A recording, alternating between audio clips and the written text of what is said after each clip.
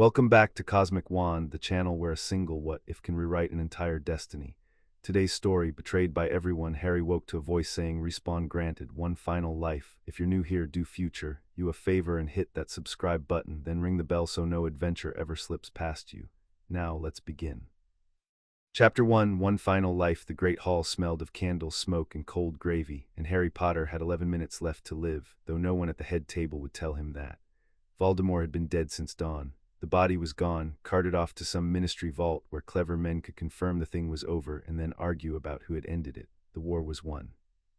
Somebody had strung enchanted banners from the rafters, gold on scarlet, and the survivors had come to eat under them because grief needs a room and celebration needs a reason, and this was the only hall in Britain large enough to hold both.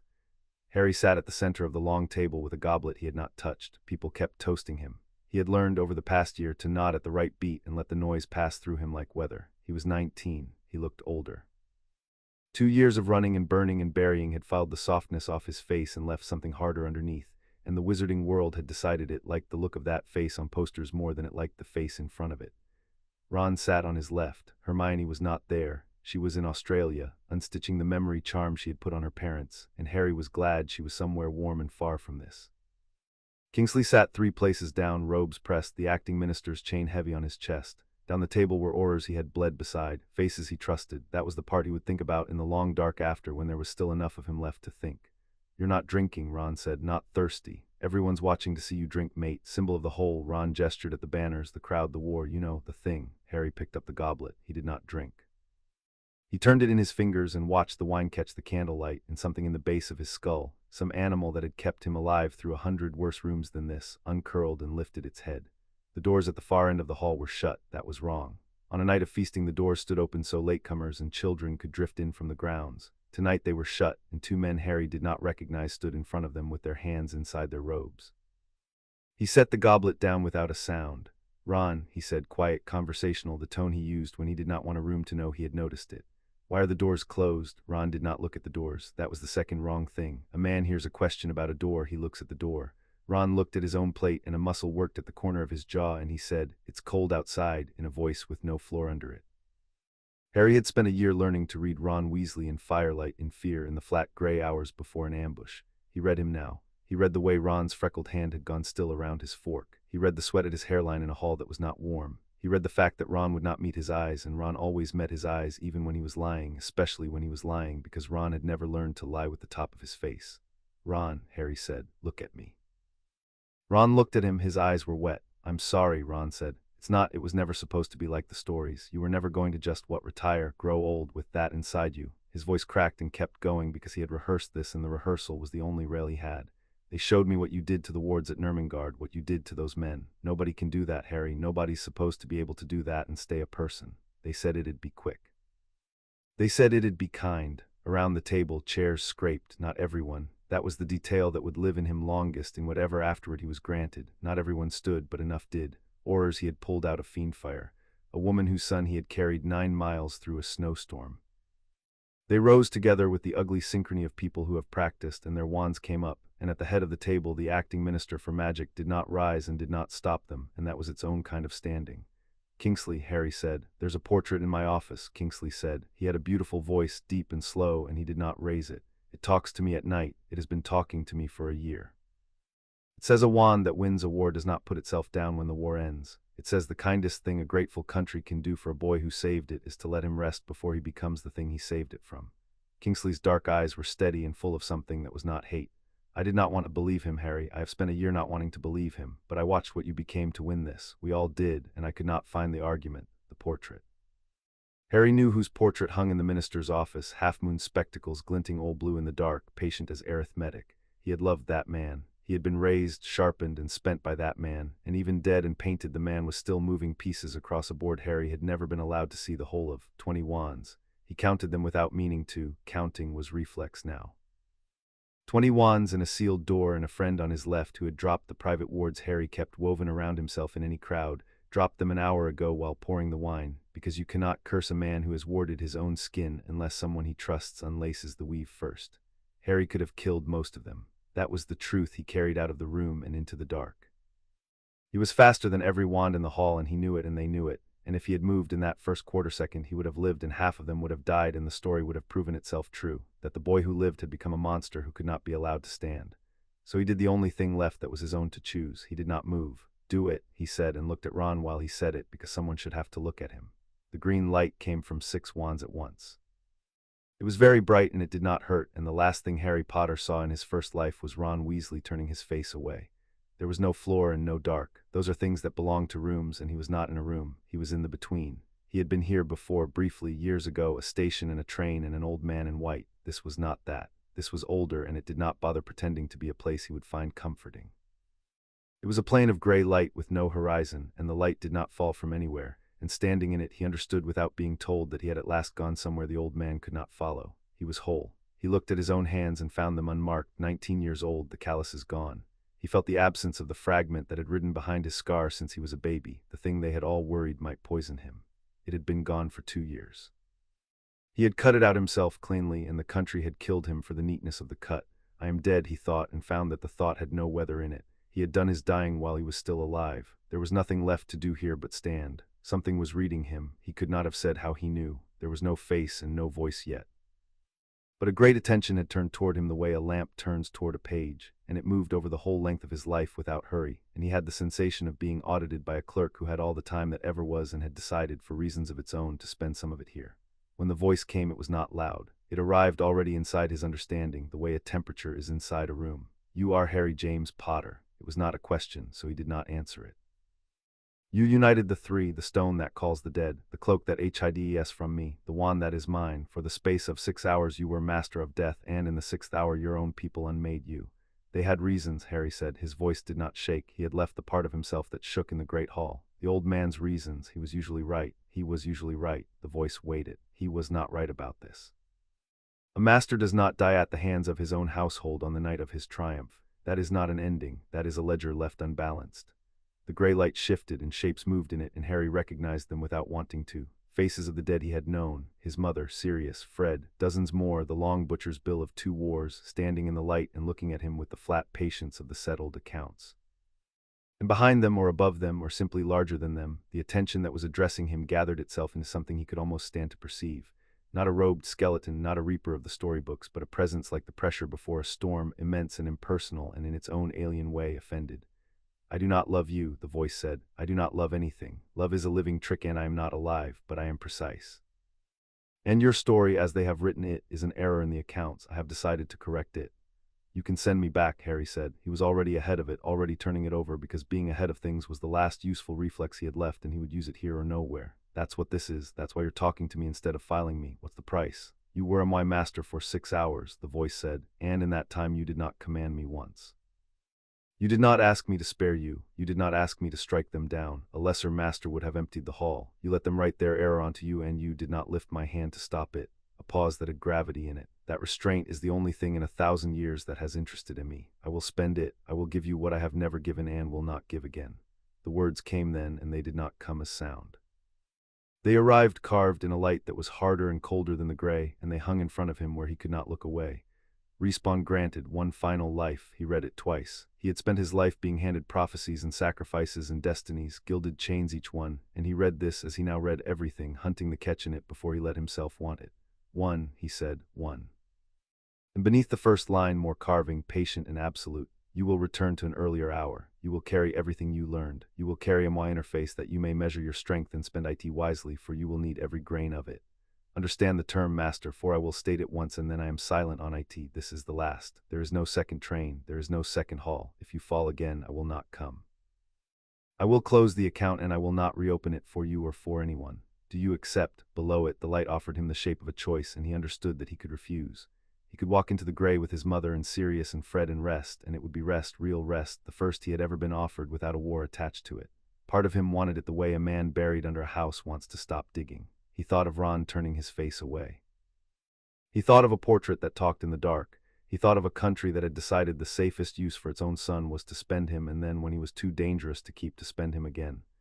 He thought, "I was too dangerous to keep because I was kind, because I laced my own wards and let them stand behind me, because I trusted the arithmetic of a man who was usually right. Never again, not the kindness. He would keep the kindness. But never again the trust that came free, handed to whoever wore the right face at the right table. Trust would be a thing he built, brick by brick, verified, and anyone who wanted it could earn it, and anyone who broke it would learn what he had learned, that the world does not forgive the person who breaks a master of death and lets him stand back up.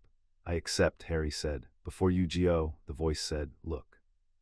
I will show you once what the living are not permitted to see, because you have paid for it. The gray thinned, and a great pale surface opened in it, a ledger the size of the sky, and on it were names. Not the dead, he had already met the dead. These were the living, the ones still breathing in the world he was about to fall back into, and beside each name ran a column of ink that shifted and re-inked itself as he watched, because the living have not finished writing themselves and their accounts are never closed. He saw RONALDBILATUSWESLEY, and beside it a debt that had not been incurred, and ink still deciding what it would be. He saw ALBUSPRCIVLWLFRICBRAN Dumbledore, and the ink there was the oldest and the most crossed out and the most rewritten. A man who had balanced and unbalanced his own accounts so many times the page was nearly worn through. He saw SCVERUSSNAPE, and the ink there was black as a well and ran in one straight unbroken line that no one else in the world could read, and Harry understood in the length of that line more about Severus Snape than a year of the man's hatred had ever let him learn. These are not verdicts, the voice said. No name here is condemned, no name here is saved. That is the point of a ledger and not a gallows. You will go back among them, and they will not have done the things they did to you, because you will be standing in a year that comes before the doing. Remember, THAT, Master, on the night you want to settle a debt that no one has yet borrowed. A just man collects what is OWED. He does not invent the owing so that he may collect. And if the owing comes anyway, Harry said, if they borrow it again, the same as before, because they're the same people. Then you will know before they do, said the voice, and that is the whole of what I have given you, not vengeance, foreknowledge. They are not the same thing. THUGH, the angry cannot tell them apart. You will learn to, or you will die the second death, and this time no one will write that it was unjust. The ledger closed. The sky was gray again. Then go back and do not waste me, said the voice, and the gray light and the faces and the presence all rushed inward at once, folding down to a point of unbearable white, and the last thing carved in front of him before the point took him red. Respawn initiated. Welcome back, Master. Try not to die. He woke choking on the smell of old carpet and lavender air freshener, and the ceiling above him was the low, water-stained ceiling of the smallest bedroom at number 4 Privet Drive. He did not move. Waking without moving was a skill he had bought at a high price, and he did not spend it now just because the room looked safe. He lay still and let his senses report. The mattress under him was too soft and too small, a child's mattress. The light through the thin curtains was the flat white of early morning in an English summer. Somewhere below, a wireless muttered a weather forecast, and a heavier tread than his own crossed the kitchen. Uncle Vernon, alive, which meant this was before. Lifted his right hand and looked at it, and it was a boy's hand again, 16, thinner, softer. The calluses of 2 wars gone from the palm, the burn scar he had earned at Gringotts gone from the wrist, the body handed back to him the way you might hand a swordsman a practice blade and tell him to remember what steel felt like. The scar on his forehead ached, low and constant, a sound in a room he had learned to stop hearing years before it was silenced. The fragment was back. Of course it was back. He had come back to before he cut it out, which meant the piece of Voldemort's soul was riding behind his eyes again, and the man himself was alive and gathering, and none of the graves had been dug yet. He had come back to the summer before his 6th year. He knew it the way you know your own address. Dumbledore would come for him within days to take him to persuade Horace Slughorn out of retirement. Draco Malfoy would spend the year building a cabinet and losing his soul by inches. On a tower in June, an old man would ask a boy to kill him and be refused, and would die anyway, and the war would come off its leash. Harry had lived every hour of it once. He knew where every body would fall. He knew, and that was a weapon heavier than any wand, and he lay very still on a child's mattress and began methodically to take inventory of what he had been given to fight with. Status, he thought, the way the voice had shaped the word in the gray. The air in front of his face changed. Nothing so crude as a glowing sign. The words simply became true in his perception, hard and cold and quoted in the same carved light, hanging where only he could read them. Harry James Potter, final life, respawns remaining 0, vitality, 41/will 88/craft, 37 known futures, intact, THRADS, the HORCRUX behind the scar is active. The Master of Death is not yet CROWNED, the ledger is open. He read the numbers twice, and the tactician in him woke fully and got to work, because numbers were a language he could think in and the shaking parts of him could not. Vitality 41. The body was 16 and undertrained, underfed by a decade of Dursley portions, soft from a summer of grief and confinement. Will 88. That was the mind, and the mind had crossed a war and a death and come back carrying every hour of it, and the mind was, at this hour, the most dangerous thing in Surrey. Craft 37, his actual magical execution, wand work and control, snapped back down to schoolboys because the muscle was gone even if the memory of the muscle was not. That was the shape of it then. He had a war veteran's mind bolted into a schoolboy's body. He knew 1,000 things his hands could not yet do. The gap between the 88 and the 37 was exactly the distance he had to close before June, and if he closed it wrong or slow or loud, he would die, and this time no one would carve him a second train. Appraise, he thought, aiming the word at himself. Harry James Potter, 16. Carrier, fragment of T.M. Riddle Dormantelline KED. The fragment can see through your eyes when you rage, grieve, or open. It does not yet know what you know. Guard the gate. He almost laughed, and the sound that came out of him was not a laugh but a short, dry exhale, the closest thing to it he had left. The system had just handed him, in 3 lines, the thing it had taken Dumbledore a year of significant hints to explain and a year of Harry's stubbornness to ignore. A clumency, the connection, the gate. In his first life he had refused to learn it out of grief and pride, and a fair, unspoken hatred of Snape, and Sirius had died for that refusal, and Harry had spent the rest of that war learning the lesson at gunpoint. Not this time. He would learn it before breakfast if his 16-year-old skull could stand it, and he would learn it because now he understood the arithmetic. A mind that leaked was a mind Voldemort could read, and a plan Voldemort could read was a plan that was already lost. He sat up slowly. The room swam, low blood sugar and a body unused to being driven by the thing now driving it, and he waited for it to settle before he stood. On the desk, Hedwig's cage stood open and empty. She was out hunting, and she was alive, and something in his chest did a complicated thing at the sight of the empty cage that he did not have a name for and did not try to give one. He crossed to the window instead and looked out at the sleeping, identical street where he had grown up unwanted, and he made himself think. There were 3 wars, he decided, and he had to fight all of them at once, and the last time he had only understood that there were 3 after 2 of them had already killed him. The first war was Voldemort's, that one he knew cold. Every Horcrux, every safe house, every ambush, every grave. Diadem, cup, locket, ring, diary already gone, the snake, and the piece behind his own scar.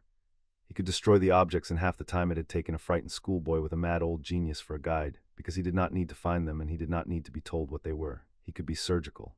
He could be finished with Voldemort's soul before the man knew a single anchor had been cut, and then the Dark Lord would be, for the first time in 50 years, a thing that could simply die. The second war was the fragment behind his eyes. His own head was enemy ground. He would take it back wall by wall tonight. The third war was the one that had actually killed him, and it did not have a face yet because none of the people who would betray him had done it. Ron was at the Burrow this morning, 16 and loyal and asleep, and he had not yet been shown what Harry did at Nurmengard because Nurmengard had not happened and might now never happen. Kingsley was an Order foot soldier who had never heard the portrait speak. The men who would put 20 wands on him in a candlelit hall were, this morning, ordinary and innocent and on his side. That was the trap of it. He could not punish them. There was nothing yet to punish. If he walked up to Ron Weasley today and put a wand to his throat for a green light that would not be cast for 3 years, he would be exactly the monster the portrait had promised the country he would become. He would be proving the arithmetic right. He would be building, with his own hands, the fear that had killed him. So the third war would have to be fought the hard way, the patient way, the noir way he had learned too late the first time. Not by punishing what people had done, but by changing what they would become, and by watching, always watching, and by never again lacing his own wards and standing with his back to the room. He would win the country instead of frightening it. He would make himself impossible to fear and impossible to betray, and where he could not do that, where a man's rot ran too deep to reach, he would know it early and he would be somewhere else when the green light came. Quest log, he thought. Main quest, rewrite the ending. Survive past the hour of your first death. Condition, permanent death on failure. No respawns remain. Side quest available. Take the gate. Learn to close your mind before the fragment learns you have returned. Reward plus craft plus will. The fragment goes blind. He almost missed the last line under it, carved smaller, the way the voice carved the things it wanted him to find on his own. Note, the ledger is not a list of enemies. It is a list of debts. You will decide which is which. I will only keep the count. Harry stood at the window a while with that, the count and the debts, and the difference between a list of enemies and a list of debts, and the fact that a being made of endings had gone out of its way to draw him the difference. It wanted something from him. It had said it did not love, and he believed that, and he also believed that a thing that precise did not spend a gift like this for nothing. It had corrected an error in its accounts. And it had left the ledger open and told him it would only keep the count, and that was not the behavior of a clerk. That was the behavior of a gambler who has bet on which way a man will fall. Fine, let it watch. He would give it a fall worth counting. He turned from the window. There was a war veteran's morning to run inside a schoolboy's day, and the first thing on it was not vengeance and not Voldemort. The first thing was the gate.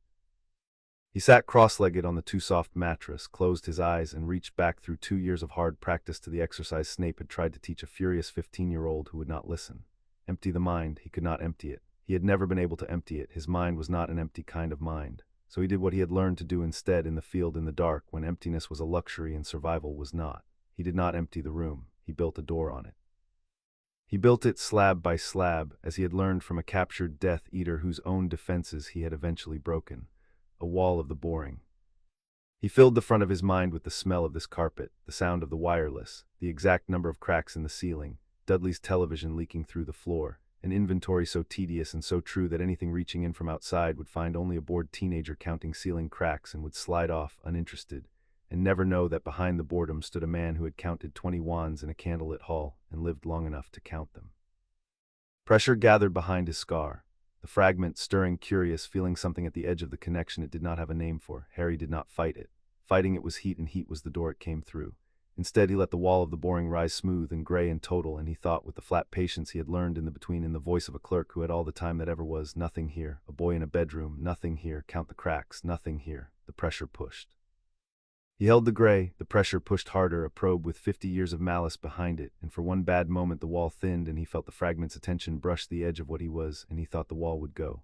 Nothing here, he told it in the voice that did not shake, the voice from the hall. Count the cracks. The pressure withdrew. The carved light returned, cold and quiet in the private dark behind his eyes. Side quest complete. The gate holds. The fragment is blind.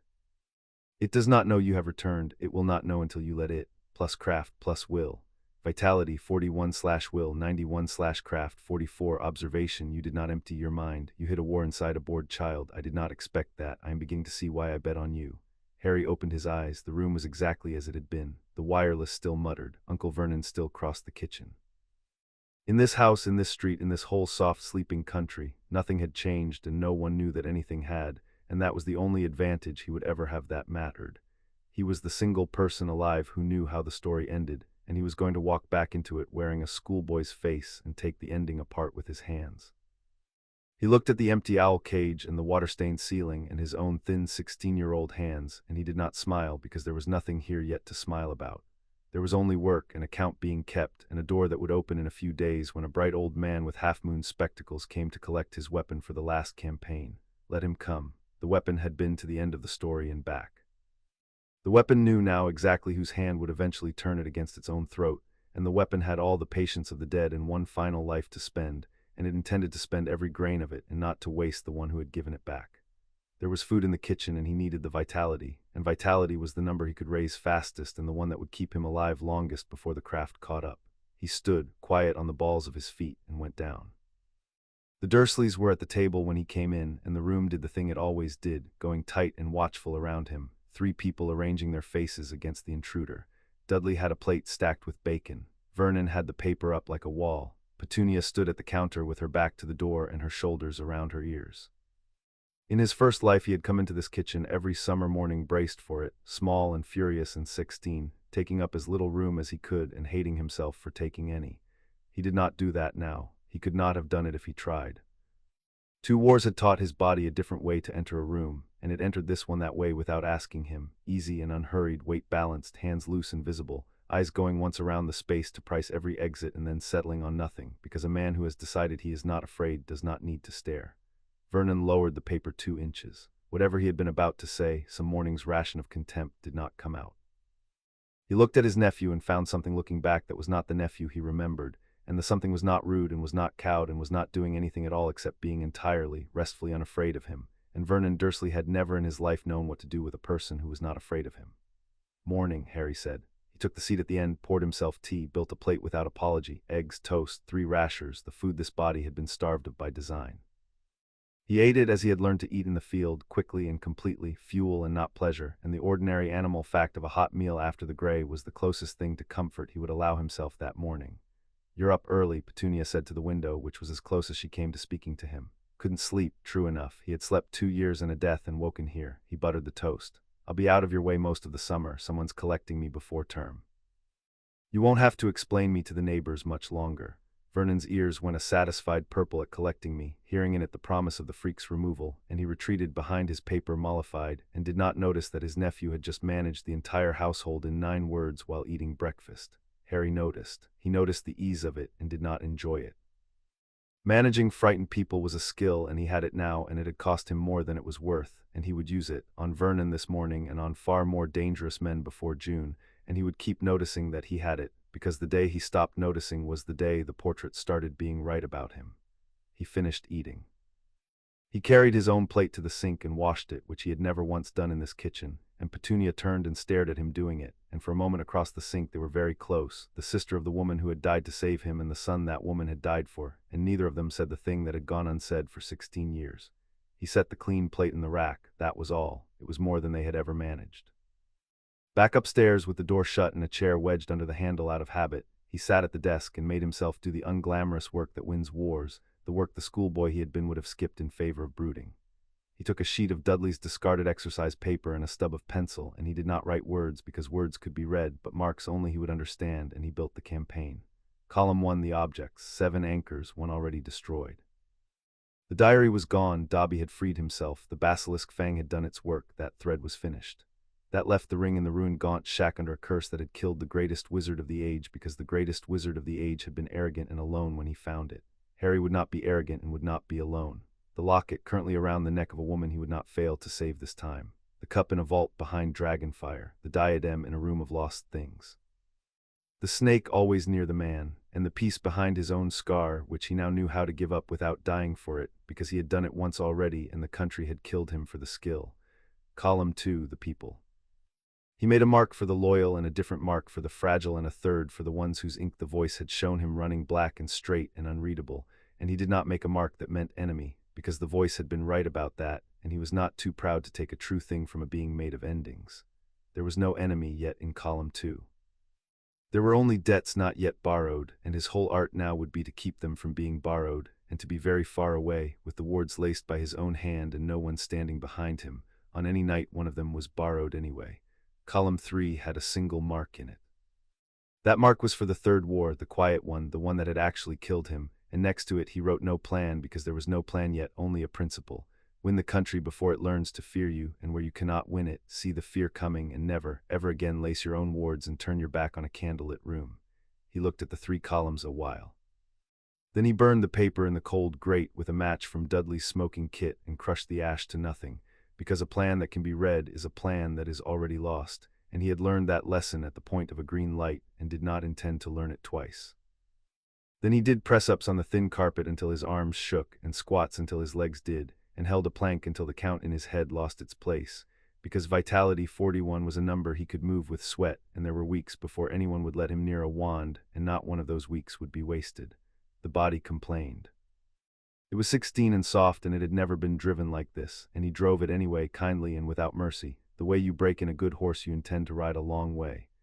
Halfway through the second set, the carved light flickered at the edge of his sight, plus vitality, a single grudging point, and he took the point and kept going, because the system paid for effort, and effort was the one currency this house could not deny him. When he could not do another, he lay on the floor and breathed and looked at the water-stained ceiling and counted the cracks, 41 of them, the same as his vitality, and let the number be funny for exactly as long as it took his pulse to settle. Then he got up and drank a pint of water from the bathroom tap and started again. There were no shortcuts to a body, and no system reward large enough to skip the sweat, and he had known men who died in the war for the 10 pounds of muscle and the half-second of speed they had never bothered to earn in peacetime. He was not going to be one of them. He would earn the half-second here on a Surrey carpet, in the weeks no one was watching, because the weeks no one is watching are where every battle is actually won. Outside, the identical street was waking, milk floats and sprinklers, and a country that had no idea it was already at war and had, in another version of these same years, no idea it had already lost. Somewhere north, a bright old man with half-moon spectacles was moving pieces across a board, patient as arithmetic, and in a few days he would come to Privet Drive to collect his weapon for the last campaign. Harry sat in the wedge-shut room and waited for him, 16 years old on the outside and older than everyone he would ever meet on the inside, and began quietly to sharpen. Chapter 1 and Chapter 2. The cold arithmetic. For 9 days Harry ran a war camp inside a child's bedroom, and no one in the house of Privet Drive knew they were living above a garrison. He rose before the milk floats and did his vitality work until the carpet was damp under him. He ran the streets of Little Winging at grey dawn while the curtains were still closed, 3 miles, then 4, then 5, driving the soft body until it stopped arguing and started obeying. He ate everything the Dursleys did not lock away and asked for more without shame, because shame was a thing that belonged to the child who had lived here, and that child was 2 years and 1 death gone. He sat cross-legged each night and built the wall of the boring against the fragment behind his scar, and each night the wall rose faster and held longer, and each night the carved light gave him its cold small dividends. Vitality 53/will, 96/craft 49. The craft was the problem and he knew it, and knowing a problem was half of solving it. Craft was execution, and execution needed a wand, and a wand and little winging tripped the trace and brought owls from a ministry that must never learn what he was. So he trained the parts of craft that left no signature. He practiced the wand movements dry, 1,000 repetitions of each, until his arm remembered the geometry of every curse he had ever thrown across 2 wars, and his shoulder ached with the memory. He drilled the pronunciations under his breath. Rebuilt in the meat of a 16-year-old, the muscle map of a killer, and he did it silently, and the trace slept, and the number climbed one grudging point at a time. On the 3rd night, the interface unfolded a thing it had not shown him before. He had been turning a disarming charm dry through its 200th repetition when the carved light bloomed sideways into a branching diagram, cold lines of it hanging in the dark behind his eyes. Will threshold REACHED, the craft tree opens. You have lived SKLLS, your hands have forgotten. I cannot give you back the hands. I can give you back the roads to them so you do not wander looking. Choose where to walk first. Node the closed mind OCCLUMNCY. Node the open door LEGLIMNCY. Node the silent wand WNDLSS wordless. Node the duelist's clock speed CHAINED casting. He read the 4 roads and did not choose the one the schoolboy would have wanted. The silent wand was the glory road, the one that ended in a man throwing curses out of an empty hand, and it was the wrong first step and he knew it. He chose the open door instead, legilimency, because the war that had actually killed him had not been won or lost by curses. It had been won by a portrait that talked in the dark and a friend who dropped the words while pouring the wine, and both of those had happened inside people's heads, and Harry did not intend to be blind inside a head ever again. Note invested the open door. You have chosen to see into people before you choose to strike them. The first time you learned these ARTS, you learned them to survive another man's intrusion. You are learning them now to survive your friends. I do not know which is sadder. I do not keep that column. Plus craft, a door is open in you that was shut. Use IT gently until you learn its weight. On the 4th night he wrote a letter, and the letter was the first real move of the campaign, and he wrote it 11 times before he was willing to send it. The problem the letter had to solve was exact. Somewhere in the north, at this hour, Albus Dumbledore was preparing to walk alone into a ruined house in Little Hangleton and take a cursed ring off a dead man's floor. Harry had watched in his first life the result.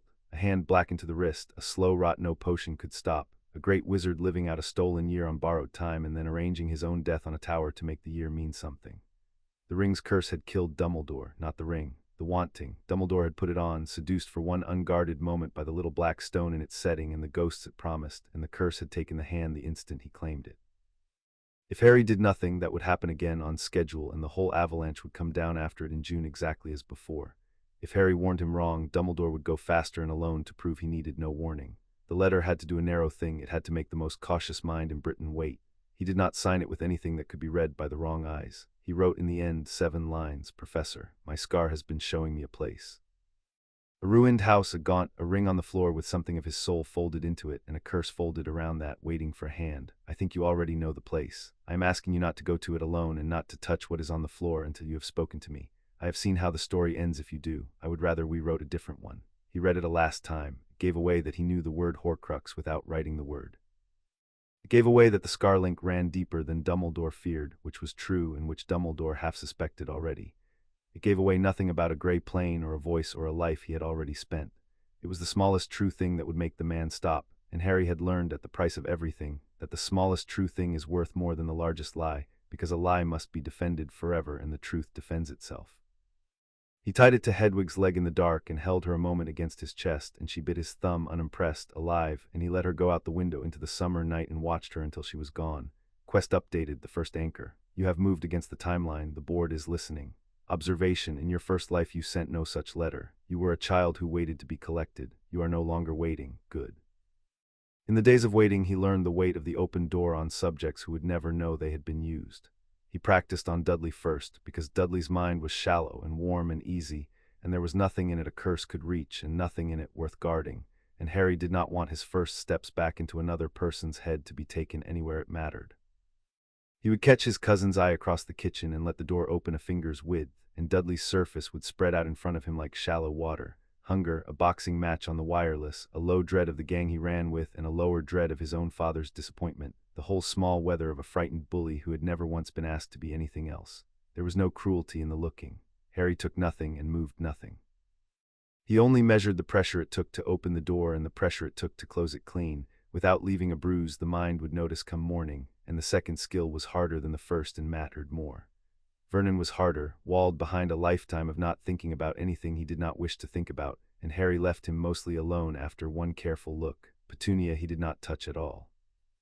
Whatever was folded in that woman about a dead sister and a nephew washed up on her step was hers, and a man who had just been murdered for being too powerful had decided, in a gray plane, that there were doors he would leave shut precisely because he had the key to them now. Power, the voice had told him without telling him, is best measured by what it declines to do. He was learning to measure it. Node progress, the open door. You have opened 3 minds and wounded none of them. That is rarer than you know. The art is easy to use and hard to use kindly, and you are practicing the hard half first. Continue. Dumbledore came on the 9th night at 11 exactly as he had come once before. Harry heard him before the bell, the particular hush that fell over a Muggle street when something old and quiet walked into it, the street lamps guttering a half-shade toward a color that lamps were not built to make. He was already dressed. He had been dressed for an hour. He went down and opened the door before the knock, and Albus Dumbledore stood on the step of number 4 in a traveling cloak the color of a bruise, both hands whole, both hands unblackened, and Harry looked at those 2 intact hands and understood that the letter had worked. The man had not gone north yet. The rot had not begun. The board was still open. "Good evening, Harry," Dumbledore said. His blue eyes went over the door held open before the knock, the readiness, the 16-year-old standing easy in the frame of it with none of a 16-year-old's nerves, and something behind the half-moon spectacles did the arithmetic and did not like the sum. "You have grown." A praise, Harry thought, aiming it, and the carved light answered in the private dark. ALBUSPRCVLWLFRICBRIN Dumbledore tilde 115. Condition, sound, for now. Intent toward you, protective, instrumental. He has not yet decided how you must die, but he has begun to suspect that you must. The plan is not written. It is being written. You are standing inside the hour of its writing. Harry had known it would say something like that. Reading it in cold carved letters was another thing than knowing it, and he let the sensation pass through him without moving his face, whether again the trick of the hall. He had 2 years to learn whether the plan could be unwritten. Tonight was not for that. Tonight was for the ring. "Come in," Harry said. "There's a lot to say, and I'd rather not say it on a doorstep." They did not sit in the front room. Dumbledore once had summoned drinks and mended Vernon's china and enjoyed the theater of it. Tonight he read the room off the face in front of him and dropped the theater, and they stood in the dim hall of a sleeping house, 2 men, one of them 115 years old and the other older than that in the only way that mattered. "Your letter," Dumbledore said, "was the most alarming thing I have received in a decade, and I have received a great deal. You will understand that I have to ask how a vision through a scar produced the word soul folded into a ring." "You already believe the scar is a window," Harry said. "You've believed it since the graveyard. You've spent a year afraid of what Voldemort might pour through it into me. What you never let yourself finish thinking is that a window opens both ways. Sometimes when he sleeps, when the connection goes slack, I don't see what he wants me to see. I see what he's hidden. I saw the ring. I saw the house. I saw the curse laid on it, and I saw a great wizard reach for it alone because he was too proud and too tired and too full of old grief to wait for help." Harry held the blue eyes. "I saw the hand go black. I saw the rot climb. I saw you spend the last year of your life arranging a good death because a curse had decided the date for you. I would like us to skip that. I think we can." The hall was very quiet. Down the street a dog barked once and stopped. Dumbledore had spent a century learning to keep his face, and he kept it, and behind it something moved that Harry, who had loved this man and been spent by him, could read the shape of even now. The swift, terrible calculation of a mind that had just been handed a piece it had not known was on the board, and was already helplessly folding it into the game. He was afraid and he was grateful, and under both of those he was recalculating, because a Harry who could see hidden things was a more useful weapon and a more dangerous one, and Dumbledore had never been able to hold a useful thing without beginning to plan how it would be spent. "You are asking me," Dumbledore said slowly, "to take you with me. I'm telling you that if you go without me, you die of it 10 months from now on a tower, having arranged the whole thing down to the minute. And I'm telling you the country cannot afford that death this year, whatever your reasons for wanting it." Harry let the noir into his voice, the flat register, power carried in what he did not raise. "I know how the ring kills, Professor. I know the exact shape of the mistake that costs you the hand. I can stand in the room and make sure you don't make it. That's the whole offer. You keep the hand, you keep the year, you keep the war. You're the only one who understands. All it costs you is letting a 16-year-old into a room you meant to enter alone." For a long moment Dumbledore looked at him, and the street lamp outside chose that moment to steady, its color coming back to ordinary sodium orange, the old magic withdrawing from the street. "There was a version of you," Dumbledore said quietly, "that I was expecting to collect tonight. A boy full of grief for his godfather, angry with me, and rightly so, for a year of my silences. I had prepared a number of gentle things to say to him. He studied the man in front of him. I do not think I will need them. Whatever has happened to you this summer, Harry, you have not told me the half of it. I find that I am not going to insist. A general does not refuse a scout because he dislikes the scout's map. He inclined his head the smallest fraction. We will go together, not tonight. There are protections to prepare that I will not enter that house without, and there is a man in Budleigh Babberton I must persuade out of retirement first, for reasons that will matter later. 3 nights. Can your scar hold its peace for 3 nights? My scar, Harry said, does exactly what I tell it now. That's the other thing that's changed. The man in Budleigh Babberton was Horace Slughorn, and Harry had known they would fetch him, and had decided in the 9 days of planning exactly what he wanted out of the errand. Slughorn was hiding as an armchair when they arrived, a corpulence of upholstery in a ransacked Muggle house he had borrowed to look burgled, and Dumbledore restored him with a word and the old game began, the flattery and the fencing, a retired professor pretending he did not want to be flattered back into the world. Harry watched it and understood it now in a way the schoolboy had not. Slughorn collected people. He hoarded the promising the way another man hoards wine, for the pleasure of having them and the credit of having known them, and he was not a bad man, only a frightened and acquisitive one, and locked in his acquisitive, frightened head was a memory that could shorten this war by a year. The night a schoolboy named Tom Riddle had asked him how a soul could be split into 7. In his first life, Harry had spent a whole autumn wheedling that memory loose, drunk on a Christmas party, cornered over a dying spider, and he had gotten it at last only by luck and lucky potion. He was not going to spend an autumn on it this time.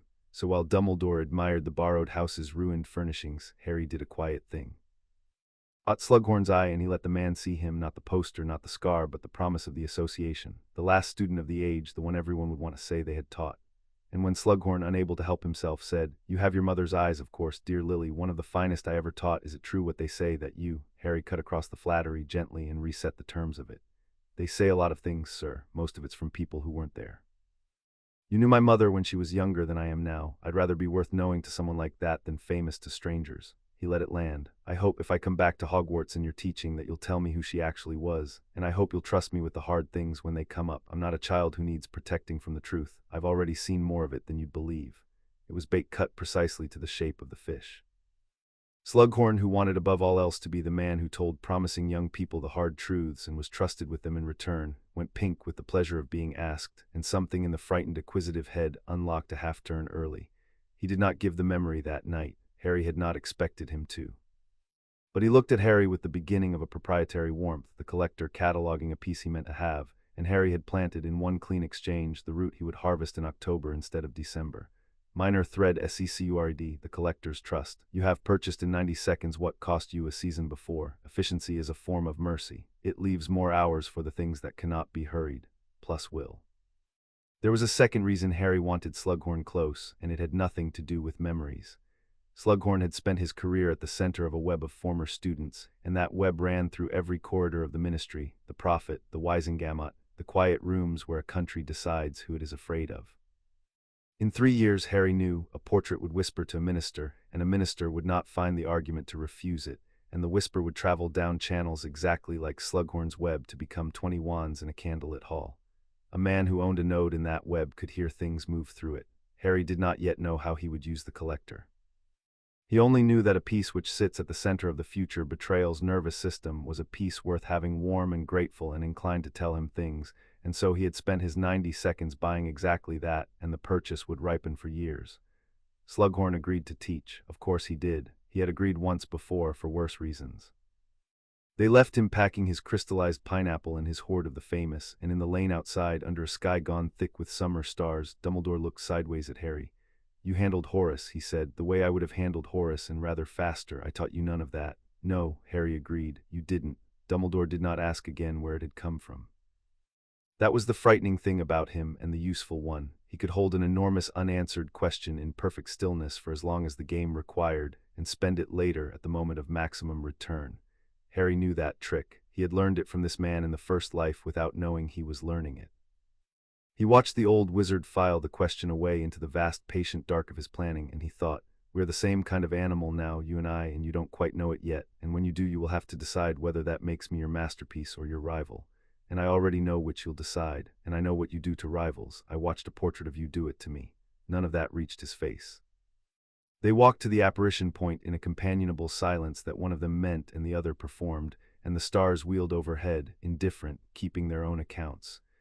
3 nights later, they stood in the dead grass outside the gaunt shack, and the baroque old horror of the place reached out to meet them. It crouched in a stand of overgrown trees at the end of a valley, a hovel that had rotted past hovel into something almost geological, a ward of black timber and older stone with a nailed snakeskin over the door gone to gray lace. The magic on it was ancient and ingrown and personal. Harry could feel it before they crossed the tree line, a low grinding wrongness in the teeth, the particular signature of a soul fragment radiating its hate into the world around it. He had felt it before on a locket in a diary and behind his own eyes, and he knew the note of it now the way a soldier knows incoming by the pitch of the shell. He read the ground the way the war had taught him to read ground, in threats and angles and exits. The valley was a killing funnel, one way in through the trees, the shack at the dead end of it with its back to a rise, no line of retreat that did not cross open grass. Voldemort had not warded this place to keep thieves out. He had warded it to make an example of anyone who reached the ring, a slow, spectacular death staged in a natural amphitheater, because Tom Riddle had never been able to resist an audience even for a murder no one would attend. The wrongness thickened as they crossed the tree line. It got into the fillings and behind the eyes and along the old animal channels that tell a body it is being watched by something that means it harm. A lesser man would have read it as the place being haunted. Harry read it as design. Every horror in the valley was a message, and the message was, turn back, and if you will not turn back, suffer cleverly, and Harry had spent 2 years learning to walk into rooms that wanted him dead and had stopped, some time ago, being impressed by their decor. Dumbledore had come armed for a siege. He had spent 3 nights preparing, and the preparation showed. He moved through the shack's outer curses with a surgeon's economy, unpicking wards that had killed lesser thieves, naming each one under his breath before he dissolved it. Harry watched and learned and kept the wall of the boring high in the front of his mind the whole time, because the fragment behind his scar was awake and interested, and must not, on any account, learn that a piece of its master's soul was about to be unmade by a boy who knew exactly how. The ring lay on a rough stone plinth in the ruin of the single room in a nest of the gaunt's filth, and it was beautiful and it was wrong, a heavy gold band set with a black stone, and on the stone, cut small, the mark Harry knew better than his own name, the triangle, the circle, the line, the hallow. The resurrection stone that in another life he would gather with the wand and the cloak and become, for 6 hours, the master of death and be murdered anyway. He looked at it lying in the filth, and something old and complicated moved in him, and he let it move and did not reach for it. Dumbledore reached for it. It was the smallest gesture, and Harry had been waiting for it for 11 days. The old wizard's whole century of caution held against the wards and the curses and the crawling hate of the place, and it did not hold against the little black stone, because the little black stone was not aimed at his caution. It was aimed at his grief. Somewhere behind that stone stood a sister dead by his own careless hand 100 years ago, and a mother and a brother's ruined love, and the curse on the ring knew the shape of the wanting in Albus Dumbledore the way the locket had known Ron's and the diadem had known nothing, because there had been nothing in Harry to catch. His hand came up, his fingers uncurled toward the band. His face had gone slack and young and terribly hopeful. Harry caught his wrist. He did it without drama and without hesitation, a reflex worn smooth by 1,000 nights of the war, a hand closing hard on an old man's forearm and stopping it 4 inches from the ring. Dumbledore's head turned. The blue eyes came back from 100 years away, confused, then appalled, then very fast, understanding. Not the ring, Harry said. His voice was the flat one, the hall one, quiet and absolute. Never the ring, that's the mistake. The stone in it will show you everyone you've buried, and it will feel like mercy, and the second your skin touches the gold, the curse takes the hand, and then it takes the year, and then it takes you. You reach for it because you're grieving. That's the whole design of it. He built it to kill the grieving. He did not let go of the wrist until he felt the old muscle stop pulling toward the plinth. We don't touch it. We kill what's inside it from a safe distance, and then we deal with the stone, and we do it in that order, and you let me run this part because I have run it before and you haven't. For a moment Dumbledore looked at the hand on his wrist and at the face above it, and Harry watched the great mind do the last of its arithmetic and arrive at last at the correct and unwelcome answer, that this Harry was not guessing. You have run it before, Dumbledore repeated softly. It was not a question. He was a man reading a truth off another man's certainty, the way Harry had read the closed doors in a candlelit hall. Harry, what are you? I'm the person who's going to keep you alive tonight, whether you understand me or not, Harry said. Draw the sword, the one you brought. We do this the clean way.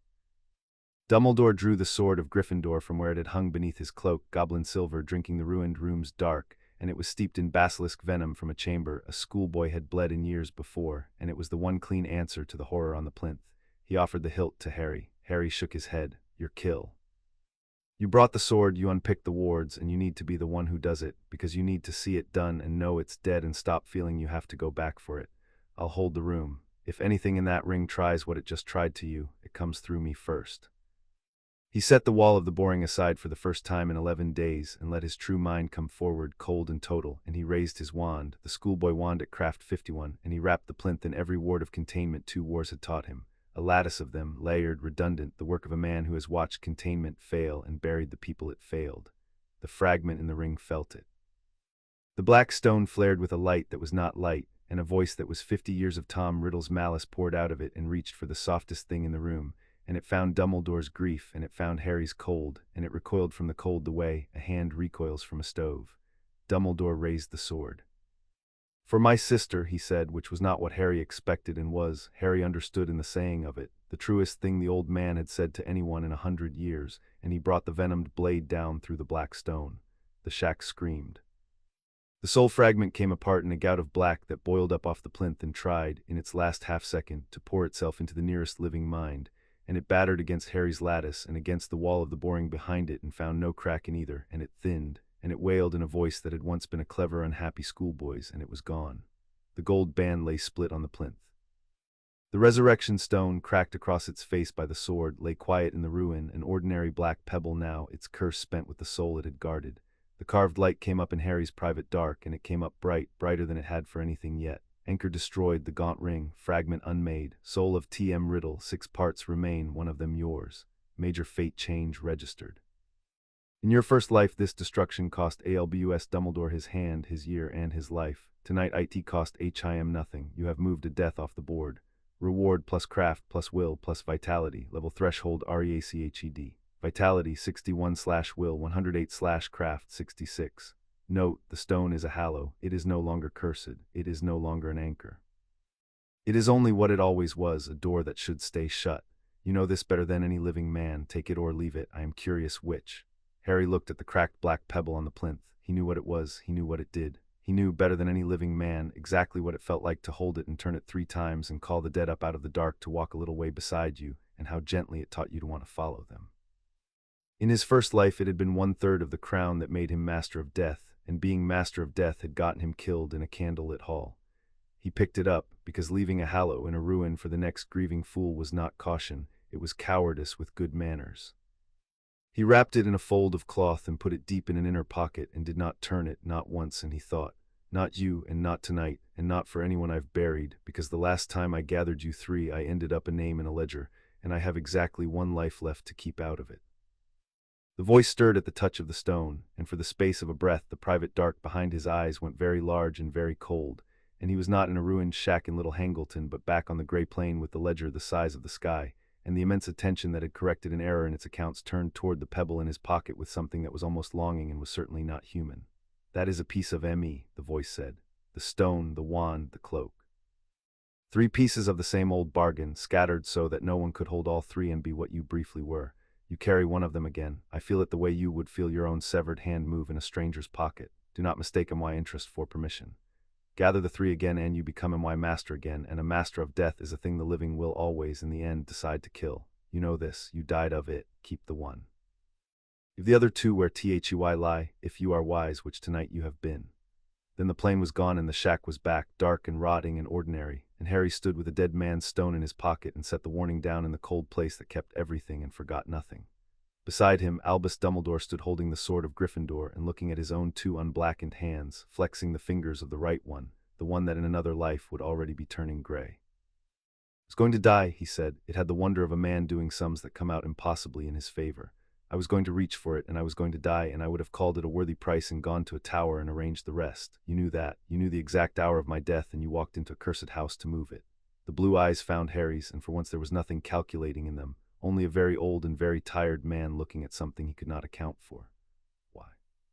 You do not fully trust me. I have watched you not trust me all week, and you are right not to, so why spend yourself to keep me alive? Harry considered several answers. The true one was too long and began in a gray plain. The tactical one was accurate and would have hurt the old man in a way Harry did not tonight choose to. He gave the third one, which was also true. Because you're the only piece on the board that can see the whole board, Harry said. And because a man who lets the world kill his enemies for him isn't clean, he's just a coward who kept his hands nice. If I ever decide something's owed between us, Professor, I'll collect it myself in daylight and you'll know exactly why. I won't stand back and let a ring do it and call that fate. He turned toward the tree line and the dead grass and the ordinary night beyond the horror of the shack. Come on, you've got a year you weren't going to have. Let's not waste it standing in a dead man's house. They walked out of the valley together, the sword sheathed and the ring destroyed and the stone quiet in Harry's pocket, and Dumbledore talked, low and quick, the way a man talks when the ground has shifted under a plan he had thought settled. I meant to spend this year giving you memories, he said. Tom Riddle's childhood, his thefts, his hidden things, doled out a lesson at a time, so that by June you would understand the shape of the Horcruxes and when I was gone know what to hunt. That was the plan. It assumed my death and your ignorance, and I built it well, and you have just knocked the legs out from under both halves of it in a single night. He glanced sideways, and there was something in the look that was not quite fear and not quite delight. You are not ignorant. And I am not, it seems, dying on schedule, so I must ask a thing I have never once asked a student. What do you want the year to be? Harry had thought about this for 11 days and 11 repetitions of the letter, and he gave the answer clean.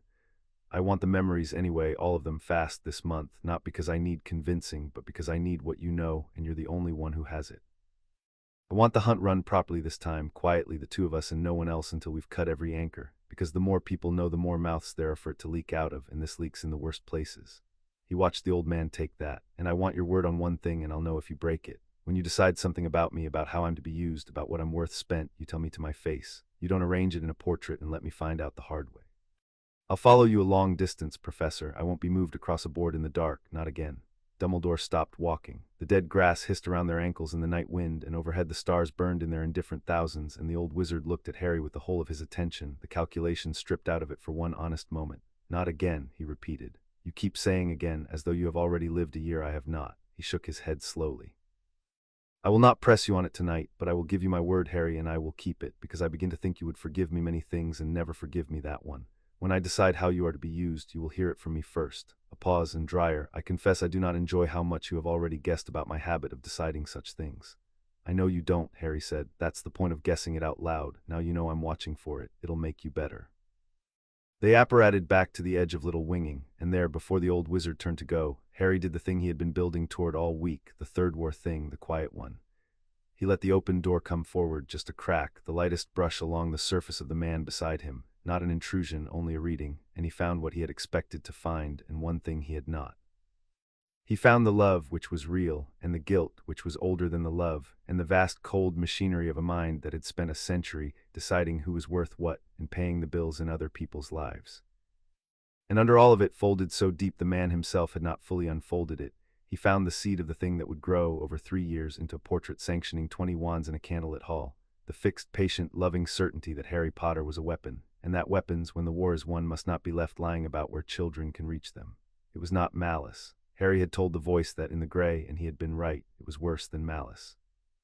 It was care run all the way to its cold arithmetic end, and you could not hate a man for it any more than you could hate a sum. You could only make sure you were never the number being added up. Harry withdrew from the surface of Dumbledore's mind so gently the old Legilimens never felt the door, and he said good night, and he watched Britain's greatest wizard walk away down an ordinary Muggle street with both his hands whole and a year he had not been going to have, and the carved light rose one last time in the private dark. You looked, and you did not strike, and you did not hate.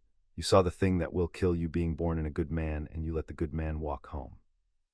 That is the hardest thing I have watched a living person do. The ledger notes, Dumbledore ALBUS, debt not yet borrowed, status, WHCHED not condemned. You are playing this exactly as I hoped, and it unsettles me because I do not hope. Try not to die, master. The count moves by one. Chapter 2 and Chapter 3. Ledger. The hardest thing Harry did that autumn was be kind to Ron Weasley, and mean it, and never once let his hands remember the green light. They met on the platform the way they always had, Ron loping toward him through the steam with that open, unguarded grin, all elbows and freckles and gladness, 16 years old and glad to see his best friend. And Harry stood on the platform and let his oldest friend fold him into a rough one-armed hug and did not flinch, and it was the most difficult act of control he had performed since the gray plane, harder than the ring, harder than the wall of the boring. Because the ring had only wanted to kill him and Ron only wanted to be his friend, and one of those was so much easier to stand. Behind his eyes, unbidden, the last frame, Ron turning his face away while 6 wands lit, he put it down. He put it into the cold place that kept everything, and he clapped Ron on the shoulder and grinned back and said, "You've grown about a foot," and Ron said, "You've grown a personality, blimey, what happened to you this summer," and laughed, and it was the true laugh, the one Harry had known since they were 11, and he understood in that moment the whole shape of the work in front of him. He could not punish this Ron had done nothing. This Ron would do nothing for years and might now do nothing ever, and the difference between those two outcomes was the entire project of the Third War, and it would be won or lost not in a duel but in 1,000 mornings exactly like this one. Because Harry knew why Ron had dropped the wards. He had spent 2 years not letting himself understand it, and then he had died, and on the gray plain, with nothing left to protect, he had finally let himself see it plain. Ron Weasley had spent his whole life beside greatness and never inside it. Sixth of 7, hand-me-down robes, a rat for a pet, a mother's love spread thin across too many children. Then he had befriended the most famous boy in Britain and spent 6 years as the sidekick, the comic relief, the one nobody wrote songs about, standing at the edge of every photograph while the flashbulbs found his friend. He loved Harry. He also, in the deep unlit part of himself he never showed anyone, hated standing in the light Harry cast and never getting warm. And when the war was won and clever frightened men came to him and said, "We need you, you specifically, only you can do this, without you it can't be done," they had offered him the one thing Harry's friendship had never given him, to be the man the story needed, to matter once on his own at the center instead of the edge. They had not corrupted Ron. They had recruited the wound Harry had spent 6 years failing to notice. So Harry did the only thing that could disarm a betrayal 3 years out. He started on that platform to close the wound. It was not grand and it was not a single gesture, because a wound that deep does not close to a gesture. On the train, he asked Ron's opinion first, before Hermione's, and listened to the answer and used it. When the compartment talked about the summer's terrors, the disappearances, the murders and the prophet, Harry turned the room to Ron and said, "Ron's the one who called the Ministry's bluff about the chamber back in second year when everyone else panicked. He's got the coolest head in a crisis of anyone I know," and watched Ron go pink and sit up straighter and not know what to do with being seen. It was true. That was the thing Harry had learned to build kindness out of now. Not flattery, which curdles, but true things said out loud in front of people, so the wound had less dark to grow in. Hermione watched him do it, and Hermione was too clever by half, and across the compartment her clever eyes went to Harry's face and stayed there, cataloging the change in him, the stillness, the deliberateness, the new care, and how he moved through the world now, like a man walking a floor he knew was mined. She did not say anything on the train. She said it 3 days later in the library in a whisper, leaning across a table of unread books. "What happened to you?" Not a question. She had the same instinct Dumbledore had, the same refusal to be lied to, and Harry looked at the girl who in another life had gone to Australia to save her parents and been spared the candlelit hall because of it, the one person in his circle who had not been in the room, and he decided how much truth to spend on her, and he spent a little. "I had a bad dream this summer," he said, "a long one. It went all the way to the end of the war and past it. I woke up knowing how things turn out if we're careless. I'm not being careless anymore." He held her eyes. "You're going to notice I do a lot of things differently this year. Some of them are going to look cold. I need one person who knows I'm not losing my mind. I'd like it to be you, because you're the only one I trust to tell me if I ever actually do." Hermione studied him a long moment, and whatever she was measuring, she found enough of it. "A dream," she said in the flat voice she used for things she did not believe and had decided to accept anyway. "A dream," Harry agreed. "Ask me again in June. I'll tell you more when it's safe to." "Observation," said the carved light, quiet in his private dark while she frowned at him across the books. "You have given Hermione Granger a true thing sized to what she can carry. In your first life you carried everything alone, and it made you easy to isolate and easy to kill. A shared secret is a second set of eyes on the room. The ledger notes, Granger Hermione, status, not in the hall, trusted provisionally. You are learning to build trust instead of spend it. Good." The keeper tryouts came in the second week, and Harry, who was captain now, ran them like a man defusing a bomb, because he knew exactly where the charge was buried. In his first life, Ron had barely scraped the position off a rival named McLaggen, and had spent the whole season certain he did not deserve it, playing frightened, letting in soft goals whenever the stands laughed, until Harry had lied to him about a lucky potion, and Ron had played brilliantly on the strength of a confidence that was not even real. It had worked, and it had also been a poison, because Harry had taught his friend that Ron Weasley was only any good when he believed a bottle had made him so. He did it right this time.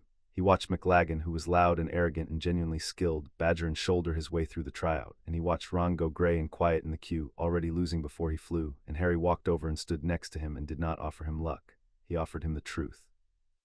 "You've been keeping goal against Fred and George in that orchard since you were 5, Harry said low, just for Ron. "They cheat, they bludger you, they've been trying to embarrass you your whole life, and you still stop half of what they throw. There's not a chaser at this school who hits harder or dirtier than your brothers do at Christmas. You already play against worse than anyone you'll face all year.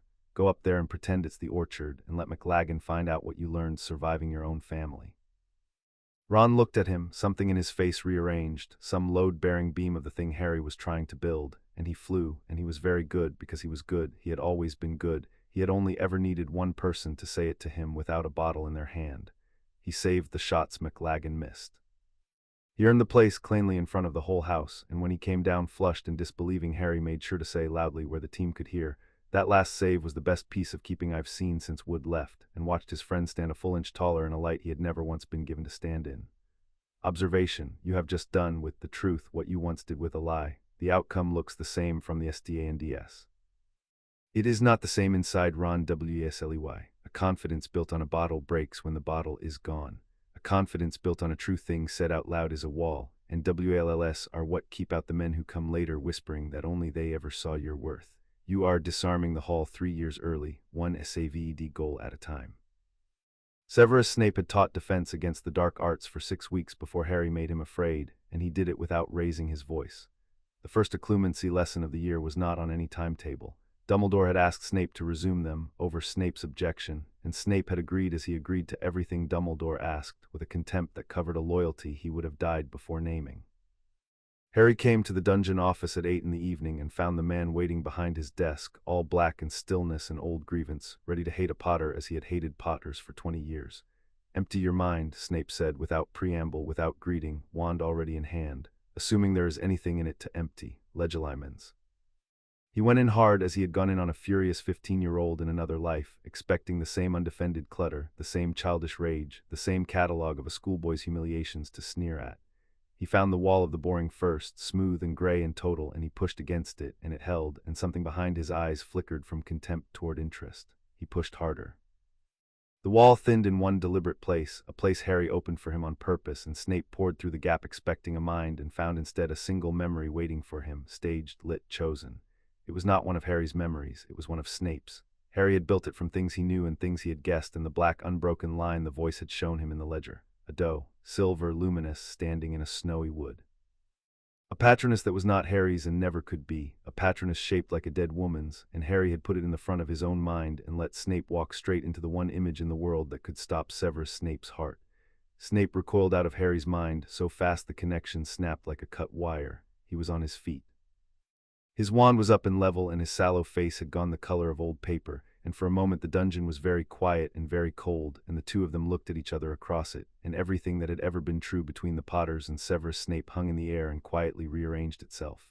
"How?" Snape said. His voice was not steady. "How do you know that?" Harry did not raise his wand. That was the whole of the message, and he made sure the man read it. "I could have, and I didn't." He kept his hands loose and open, and his voice in the flat register, the hall register, power carried in restraint. "I know a lot of things I shouldn't, Professor," he said. "I'm not going to explain how, because you wouldn't believe me, and it doesn't matter. What matters is what I do with them. So listen, because I'm only going to say this once, and then we're going to go back to pretending we can't stand each other, because that pretense keeps you alive." He let the doe fade out of his mind and put the gray wall back up, slow enough that Snape could watch him do it and understand the control it took. "I know whose side you're really on. I know what you did and why, and who you did it for, and what it costs you every single day to wear the other man's colors.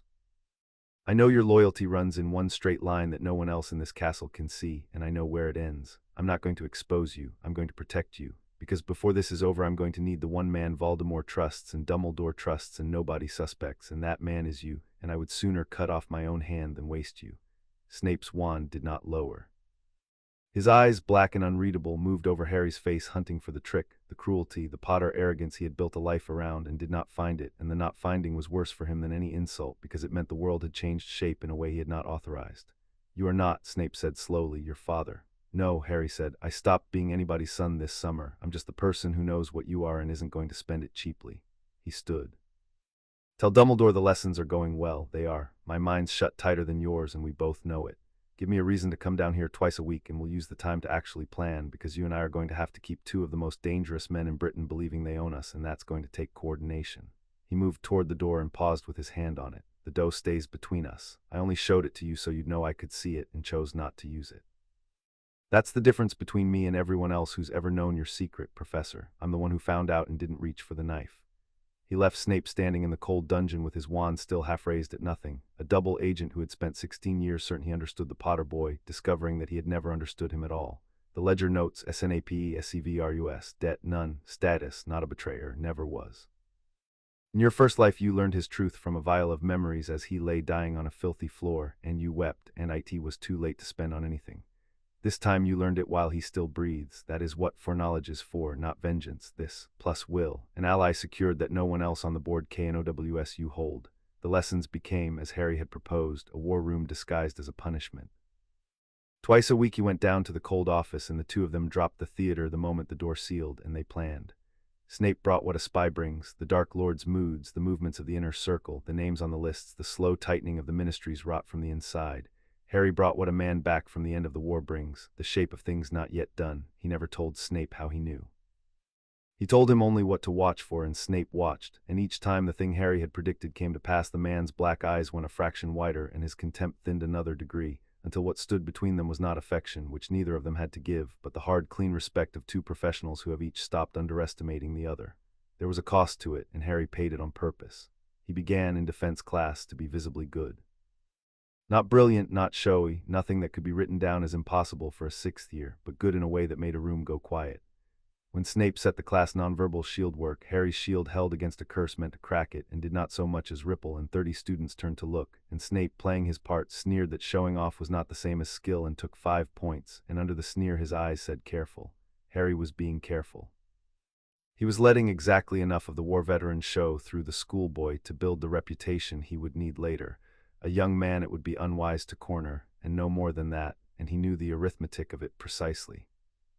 Every witness who went home for Christmas and said Potters got frightening this year was a brick in the shelter Rufus Scrimgeour would one day build against the weather, and Harry laid each brick himself deliberately, because a storm that everyone sees coming is a storm no one can pretend was a surprise. Better they fear him early and openly than trust him and drop his wards while pouring the wine. He had learned which of those two got a man killed. Draco Malfoy was killing himself by inches, and Harry knew the day and the hour it would start to spill onto other people, and he was standing in the right corridor when it did. He knew the plot cold. Voldemort had given a frightened 16-year-old an impossible task, to murder Albus Dumbledore, and had made the task a punishment for the father's failures and a leash on the whole family. And Draco was spending the year building a way to smuggle killers into the castle through a broken cabinet, and in his desperation, reaching for cruder tools. A cursed necklace passed through an Imperius shopgirl, meant for Dumbledore, destined instead to nearly kill a bystander named Katie Bell on a windswept path back from Hogsmeade. In his first life, Harry had watched Katie rise into the air screaming with the curse burning through her, and had spent months certain Draco was behind it and unable to prove it, and had been right and helpless, which was the worst way to be right. Not this time. This time Harry was on the Hogsmeade path before Katie's group came up it, having volunteered for a prefect's errand he had no business volunteering for, and he saw the two girls come out of the pub, and he saw the wrapped parcel Katie carried, and he moved. Katie. He was beside her, easy, unhurried, a friendly face in the cold. "Where'd you get that? You look half-hexed, both of you." He let the open door come forward, a finger's width, and read the glaze over Katie's eyes, the Imperius sitting on her like a wet cloth, and he did the thing he had learned to do in the field to a mind held by another's will, not breaking the curse which would have thrown her, but reaching under it and giving the held mind something true to hold instead. "That parcel isn't yours. You don't want to carry it. Put it down on the ground gently and step back and let me have it, because it's going to hurt you, and I don't want you hurt." Katie's glazed eyes swam. The Imperius fought him, a distant caster's will pushing back down the length of a leash, and for a moment the two of them, Harry and a Death Eater he could not see, wrestled over the girl's hand. Then Katie crouched dreamlike and set the parcel on the frozen path and stepped back, and the glaze broke, and she was herself again, cold and confused and unharmed, and her friend was catching her elbow and asking what was wrong, and the cursed necklace lay on the ground in its innocent brown paper, having touched no one. Harry looked at it and did not touch it. He conjured a thick glass case around it with a flick that Craft 66 made clean, sealed it, and levitated the whole thing at arm's length, and the carved light rose bright and immediate. Fate change registered. In your first life, Katie Bell spent 6 months in SD Mungoes and came back hollow. Tonight, SHE walks home whole. A small thing. The small things are where the ledger is actually kept. The large ONES are just where people look. Reward plus craft. Plus vitality. The assassination chain is broken at its first link. Vitality, 74/will, 121/craft, 79. He walked Katie back to the castle himself, delivered the sealed necklace to a grim and startled Dumbledore with a note that said only under Imperius poisoned Borgians, ask no questions in front of the school, and then at 9 that night he went and found Draco Malfoy. Draco was in the 7th floor corridor, of course, coming out of the room of requirement, gray-faced and shaking, and when he saw Harry his hand went for his wand, and Harry let him draw it and did not draw his own and stood in the empty corridor with his hands open, the message again, always the same message now, I could and I'm not. I know what they've asked you to do, Harry said quietly. I know why. I know your mother's in that house with him living in it and your father in a cell, and the whole weight of it dropped on a 16-year-old because a monster wanted to watch a family break. I'm not here to fight you, Malfoy. Look at my hands. I'm here because you're going to fail, and when you fail he's going to kill your mother in front of you, and I'm the only person alive who can offer you a version of this year where that doesn't happen.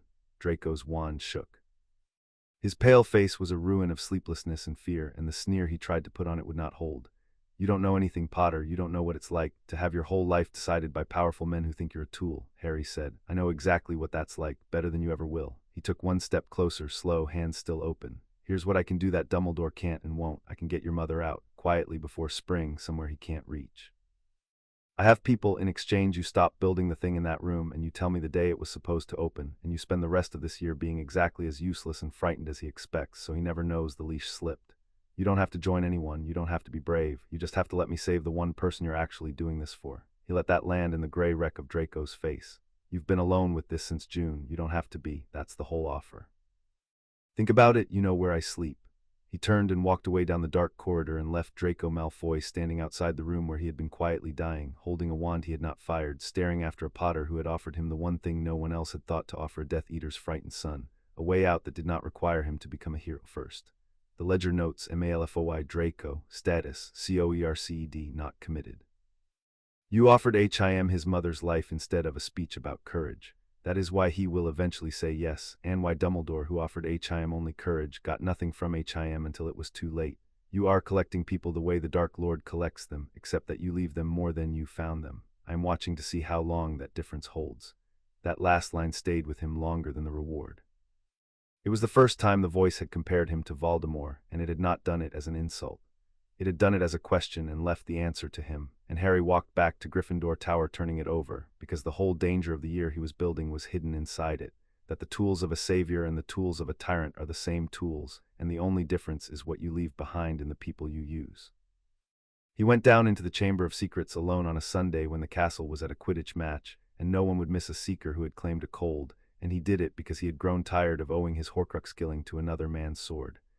The entrance still answered to Parseltongue, the hiss rising in his throat unbidden and unwelcome, a language he wore now the way you wear a scar you did not choose. He slid down into the dark and the wet and the reek of old death, and there at the bottom, in the flooded stone cathedral where a 12-year-old had once nearly died, lay the thing he had come for, the vast bones of the basilisk, 60 feet of serpent gone to gray ruin, and in the great collapsed skull the fangs, still curved, still needle-bright, still soaked after all these years in a venom that unmade souls. He broke 3 of them free, careful of the tips, and wrapped them in dragonhide he had bought by owl order from an apothecary who asked no questions of anyone with gold, and just like that he owned the only renewable supply of Horcrux death in Britain, a resource Dumbledore did not know he had, and Voldemort had forgotten he had left lying at the bottom of his own monument to himself. There was a terrible economy in it. Voldemort had bled a schoolboy in this room to open a path to murder, and the schoolboy had grown into the man who would use the corpse of that same serpent to cut every thread of the murderer's stolen immortality. Harry stood in the dripping dark holding 3 fangs and did not smile, because there was nothing to smile about down here, only work and the accounts moving toward balance. He climbed out and did not go to the match. He went to the 7th floor instead and walked 3 times past a blank stretch of wall thinking of the room where things are hidden, and stepped into the vast junk cathedral of the Room of Requirement, a century of a school's forgotten shame stacked to the rafters. He knew exactly where to walk. He had found this place once before in another life, by accident and too late. He went to the cracked stone bust with the dead pointed hat, and lifted from the hat the tarnished diadem of Ravenclaw, and felt the fragment in it wake and start to whisper the thing these objects always whispered, the little seductions, the you could keep me, you could use me, together we could. He set it on the floor and knelt and drove a basilisk fang through the sapphire. The diadem screamed. Black blood that was not blood boiled up out of the crown, and a face formed in it, half Tom Riddle and half something older and hungrier, and it reached for the nearest living mind with the last of its stolen half-life, and it found the wall of the boring, gray and total and bored, and it broke against it and thinned and wailed and was gone. The diadem lay quiet, an ugly dead thing, disenchanted, ordinary. Harry pocketed it to destroy the metal properly later and stood in the ringing silence of the vast hidden room, and the carved light rose bright. Anchor destroyed, the diadem of Ravenclaw. Soul of T.M. Riddle, 5 parts remain, one of them yours. You have now unmade in one autumn what took you and the old man a year of dying to unmake before. You did it alone, with the dead monster's tooth, and a Sunday, while a school watched a ball game. That is the whole of what foresight buis, not power, but arriving first, unwatched, with the right tool already in your hand. Reward plus craft plus will. Vitality, 81/will, 133/craft, 90. 2 anchors in one autumn, and no one on the board knew it but him, and he walked out of the room of hidden things with a dead crown in his pocket and the fangs in dragonhide against his ribs, and began to think about the cup and the snake and the last, hardest anchor, which was riding behind his own eyes and had begun, lately, to dream. Dumbledore had given him a year he was not supposed to have, and he spent part of it, as Harry had known he would, trying to understand what Harry was, and Harry spent it letting him understand exactly as much as was useful and no more. They met in the circular office most weeks, ostensibly for the riddle memories, which Dumbledore poured into him at the accelerated pace Harry had demanded, a whole biography of a monster compressed into 6 weeks. The orphanage, the thefts, the cave, the diadem, the diary, the founder's relics, the slow, deliberate murder of a soul in pursuit of a life that would not end. Harry watched them and needed none of them, and let Dumbledore believe he needed all of them, because the sessions were not really about the memories. They were 2 legilimens sitting across a desk from each other, each pretending not to read the other, each reading the other, a game of chess played entirely in glances and silences. One evening the game came briefly into the open. Dumbledore set down the memory basin and looked at Harry across the desk and said mildly, in the voice he used for his most dangerous questions, "Do you know, I have been trying all term to decide whether you are the best thing that has happened to this war or the most frightening, and I have concluded that you are both, and that the two may not be separable. It is an uncomfortable position for an old teacher. I am accustomed to knowing which of my students are weapons and which are people. You have declined to be sorted. You sorted my whole life before I could walk," Harry said. "Prophecy, protection, a decade under a staircase to keep me humble, a war to keep me useful. I'm not declining to be sorted, Professor. I'm declining to let you keep the quill." He held the blue eyes without heat. "You gave me your word in a dead man's valley that you'd tell me to my face when you decided how I was to be spent. I've watched you every week since, trying to decide it early so you'd have the deciding done before you had to say it out loud. It won't work. I'll see the decision cross your face the day you make it. I see most things now." For a moment the old wizard was very still, 115 years of composure holding against a truth aimed with surgical accuracy at the exact center of his oldest habit. "You would have made a superb Slytherin," Dumbledore said at last, and there was something in it that was almost grief and almost pride. "The hat wanted to put you there, you told me once. I wonder now whether it was wrong or merely early." "It was early," Harry said, and let the noir into it, flat and quiet. "I'm there now. You put me there, not the hat. You and a man who talks to you from a portrait that doesn't hang in your office yet, and every clever person who's ever looked at me and seen a use before they saw a face. I learned to think like the people deciding my life because I got tired of being decided. Don't mourn it, Professor. Just remember which house teaches you to notice the knife before it's drawn." Dumbledore did not answer that, and the silence that followed had a new quality in it, the quality of a man who has been told, precisely and without cruelty, that he is no longer the most dangerous mind in his own office. He picked the game back up a moment later, gentle and genial and unbroken, but he picked it up more carefully. Harry learned things in those rooms. He learned that Dumbledore had begun, since the ring, to watch him with a new quality of attention, the attention a swordsmith gives a blade that has started sharpening itself. He learned that the old man's love was real, and his fear was realer, and that the fear had a specific shape now. Not fear of Voldemort, which Dumbledore had lived with for 50 years, but fear of the day the war would end and there would still be, walking around free, a young man who could see hidden things and stop a curse he had no business knowing about and manage Horace Slughorn in 90 seconds, and look at Albus Dumbledore across a desk without any of the 115 years was owed. And one evening in November, Harry learned the shape of the Third War because he was reading The Office while Dumbledore read him, and The Office had a new letter on the desk, and the letter bore the seal of the Minister for Magic. Rufus Scrimgeour wanted a meeting, not with Dumbledore, with Harry. He got it at Dumbledore's insistence and against Harry's inclination, 3 days before Christmas. In a corridor the minister had contrived to catch him in alone, a big grizzled man with a lion's mane of gray hair and a limp, and the eyes of a man who had spent his life catching dangerous things and had learned to smell them. Scrimgeour wanted what Harry had known he would want. He wanted the boy who lived to stand next to the ministry in photographs, to be seen coming and going from the minister's office, to lend the frightened public the fiction that the chosen one and the government were one thing, a mascot, a symbol, a morale banner strung from the rafters. In his first life, Harry had refused him hotly out of loyalty to Dumbledore and disgust at the Ministry that had spent a year calling him a liar, and Scrimgeour had gone away insulted, and that had been the end of it. Harry refused him again now, but he did it differently, and he did it while running the open door along the surface of the minister's mind the whole time, gently, taking nothing, only reading, and what he read there changed the shape of everything. Because Rufus Scrimgeour was not looking at a schoolboy. Harry watched the minister's surface and saw himself reflected in it, and the reflection was not a mascot, it was a problem. Scrimgeour had done his homework the way old Aurors do. He knew about a cursed necklace that had somehow failed. He knew a bell girl had been imperieused and walked away clean, which should have been impossible without someone skilled intervening. He knew Dumbledore's health, which the whole Ministry had been quietly betting against, had inexplicably held. And he sat across from a 16-year-old who declined the Minister for magic with the flat, unbothered courtesy of a man declining a junior clerk, and the old Auror's mind was already writing the sentence Harry had died of. This one is going to be more powerful than any of us, and power like that, loyal to no institution, answering to no one, is not an asset. It is a weather system, and you do not befriend a weather system. You build shelters and you wait, and if it comes for the coast you do what has to be done. It was there. In November of the first year, the seed of the candlelit hall already in the ground, already green, growing in the mind of a decent, frightened patriot who was not wrong about the danger and was catastrophically wrong about the cure. Not malice, never malice. Care run to its cold arithmetic end, in a second good man now, and Harry withdrew from the minister's mind so softly the old lion never felt the door, and shook the offered hand and declined the photograph, and walked away down the corridor knowing that the war that would actually kill him had just introduced itself, 3 years early, wearing the face of the man sworn to protect the realm. He did not hate Scrimgeour for it.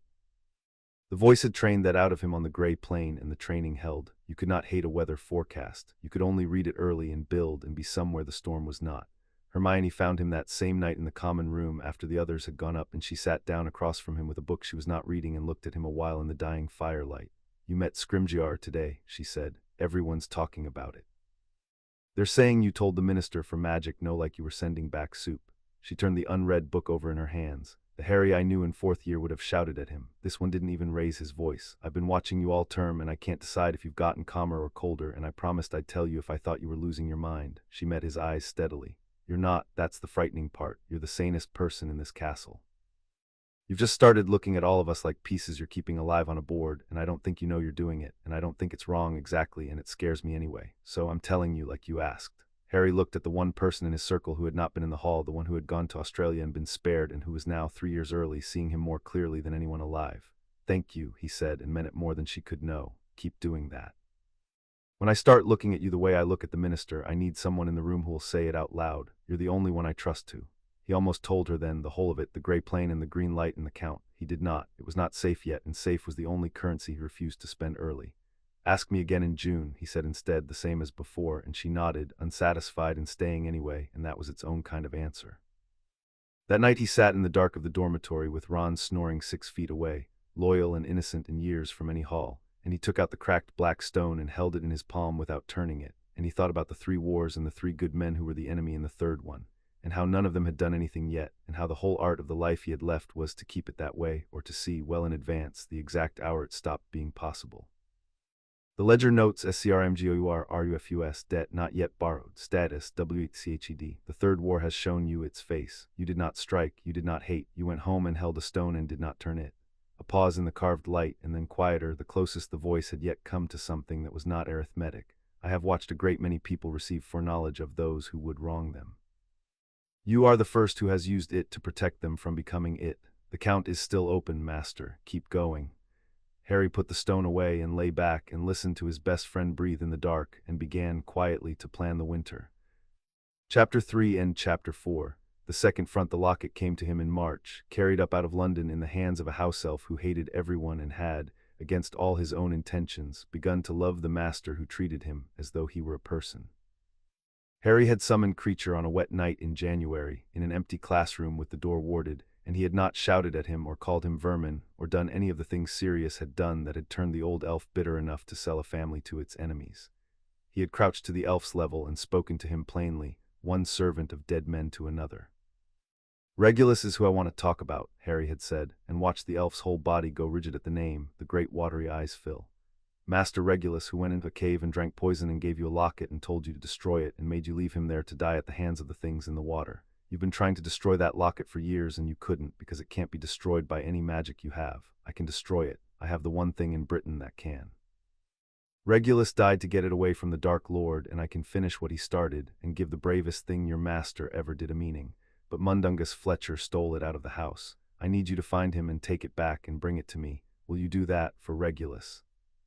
Creature had wept and bowed so low his nose touched the floor and vanished, and it had taken him 2 months to run the thief to ground through a dozen pawnshops and backroom deals, but he had done it, and on a wet March night he laid the heavy gold locket in Harry's palm and stood trembling with the enormity of a promise about to be kept. Harry set it on the stone floor. He drew a basilisk fang from the dragonhide roll. The locket felt him coming and did the thing these anchors always did, springing open, throwing up its smoke and its lies, showing him the faces it thought would break him. A version of himself, unloved, unwanted, laughing at him, and beside it the people he had failed, Sirius and his parents and the long butcher's bill. In another life this thing had nearly broken Ron, had found the exact shape of Ron's wound and poured salt in it for months. It had nothing to find in Harry now that Harry had not already looked at squarely on a gray plain. He watched the smoke Sirius sneer and mouth its cruelties, and he felt the old grief move in him, one clean pass of it, and he did not look away and he did not flinch, and he drove the fang through the locket's heart while it was still telling him he was worthless. It screamed like the others and died like the others. Anchor destroyed, Slytherin's locket. Soul of T.M. Riddle, 4 parts remain, one of them yours. Regulus Arcturus Black's account is balanced, 18 years late, by a house CLF and a boy who asked HIM kindly. Observation: this anchor has destroyed friendships in other tellings. It fed on the envy of those who stand beside greatness. You destroyed it before it ever touched Ron Weasley. You are still disarming the hall. You do it even when you think you are only hunting HORCRUXCS, plus craft, plus will, vitality, 88/will, 141/craft, 101. He gave Creature the emptied locket to keep, the ruined shell of the thing Regulus had died for, and the old elf held it as though it were a holy relic, and from that night Creature was Harry's wholly, in a way no order could have compelled, because Harry had done the one thing that binds a servant past any binding.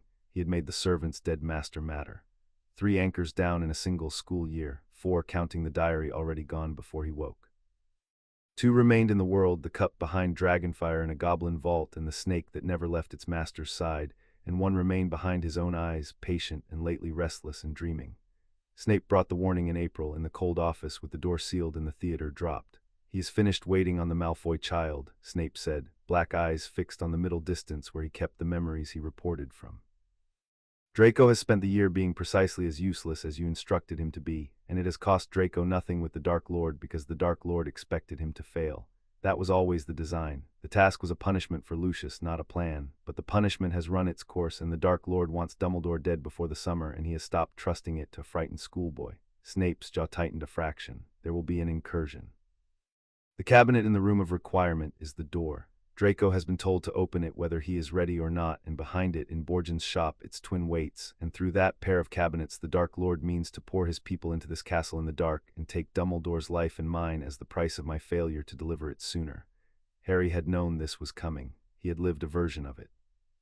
He turned it over now with the cold clarity that was his whole inheritance from the Grey Plane, and he saw, inside the threat, the opportunity that a lesser mind would have missed while it panicked. Then we don't stop the door, Harry said. We choose what's behind it. Snape's eyes came off the middle distance and found him. A cabinet is a corridor, Harry said. It doesn't care which direction danger comes down it. Right now Voldemort thinks it opens into a soft target, a school full of children and a distracted old man, and a castle that's never been attacked from the inside. He's going to send his best down that corridor expecting a slaughter. So we let the corridor open, on a night we choose, into a room that isn't soft at all. We let them come through into a kill box, the order waiting, the students evacuated and safe behind us, and we take the Dark Lord's inner circle apart in the one place in Britain where they think they're safe to be reckless. He'll have handed us his best people, and he'll have done it thinking he was the one setting the trap. He held Snape's gaze. And you're going to be the one who tells him it worked. Whatever happens in that room, you come out of it having done exactly what a loyal servant would do, and I'll build the story around you so it holds. Your cover doesn't survive this by accident. It survives it because I'm going to spend this whole battle making sure it does. For a moment Severus Snape looked at Harry Potter with an expression no one had ever seen him wear, the expression of a man who has spent 16 years being the only intelligence in every room he entered, and has just met someone who thinks faster than he does about the things that keep him alive. There is a price, Snape said slowly. The Dark Lord holds Narcissa Malfoy in that house as surety for her son's obedience. If Draco's cabinet delivers a massacre of the inner circle instead of Dumbledore's corpse, the Dark Lord will not pause to work out that the sun was turned. He will simply kill the mother that morning on principle for the failure. You promised the child you would get her out. If you spring this trap and she's still in that house, you will have murdered her with your own cleverness. I know, Harry said. That's why she comes out first, before the trap, not after. That's the part you're going to help me with, because you're the only one who can walk into that house without being questioned. He leaned forward. Here's how we get Narcissa Malfoy out from under Voldemort's roof, and here's how we make him think she ran on her own, and here's how Draco stays the frightened, useless boy right up until the moment none of it matters anymore. They planned until midnight. When Harry left, Snape did not say good night because he never did, but he watched Harry go with something in the set of his shoulders that had not been there in September, and it was not liking and it was not trust exactly. It was the thing a soldier feels toward the one competent officer in a war full of fools, the grim relief of not being the only adult in the room. Narcissa Malfoy came out of the Dark Lord's house on a Tuesday, and Harry was waiting at the safe house when Snape brought her in. It was a Muggle cottage on the Norfolk coast that Harry had taken under a false name with black gold, warded by his own hand over 3 weekends, chosen because it was the last place on Earth anyone would look for a pure-blood aristocrat. Snape sidelonged her onto the doorstep at midnight, and she came through the door pale and rigid and furious with fear, a woman who had spent a year watching her only child be walked toward death and had just been extracted from her own home by the one man she was not certain she could trust, into the keeping of the young man she had been raised to despise. She looked at Harry standing in the low-ceilinged Muggle kitchen, and she did not thank him, and he had not expected her to. If this is a trick, Narcissa said very quietly in the voice of a woman who had run out of everything except her son, to use my Draco against his father or to trade me back to the Dark Lord for some advantage of yours, then understand that I will find a way to end you first, whatever you are, whatever they say you did to Bellatrix's masters. I have nothing left to lose but him, and a woman with nothing left to lose is the most dangerous thing in any room, including this one. I know, Harry said. That's why I'm not going to lie to you. I don't need you for anything. I don't want your husband's secrets or the Dark Lord's or yours. Your son came to me this year with a task that was killing him, and I offered him one thing and one thing only, that I'd get his mother out from under that monster's roof before it cost her life. This is me keeping that promise. There's food in the pantry, the ward's answer to your blood now as well as mine, and a continental cousin of yours has already had her memory adjusted to swear you've been staying with her for a week. He set a key on the table between them. You're not a prisoner and you're not a piece. You're a mother I said I'd save, and I saved you. That's the whole of it. What you do with the rest of the war is yours. Narcissa Malfoy looked at him for a long moment, this 16-year-old who spoke to her like a man twice his age and made promises like a man who had never once broken one. And something in her rigid fury cracked a hairline, not into gratitude, which was too much to ask of her tonight, but into the beginning of a calculation of her own, the same calculation that would, in another life, lead her to lie to the Dark Lord's face over a boy's supposed corpse to find out if her son still lived. Harry saw it start. He had counted on it starting. A mother saved was a debt the Malfoys would carry quietly until the day he needed it called in, and he had learned from the master of it that the strongest ties in any war are not the ones sworn in blood but the ones owed in children's lives. You are not what they say you are, Narcissa said at last. No, Harry agreed. I'm worse, and I'm on your son's side, and for you those are the same thing tonight. Get some sleep, Mrs. Malfoy, you're safe. It's been a while, I imagine, since anyone could tell you that and mean it. By Wednesday morning the story had built itself exactly as Harry had built it, a frightened mother, cracking under the strain of her son's danger, fleeing to a continental cousin, a defection of no strategic weight, the sort of thing a great man does not trouble himself to chase. Snape had left a trail that led plausibly nowhere. Draco played his part beautifully, because for once the terror on his face was relief wearing terror's clothes, and no one watching for fear could tell the difference. Voldemort ordered the incursion for the last night of May.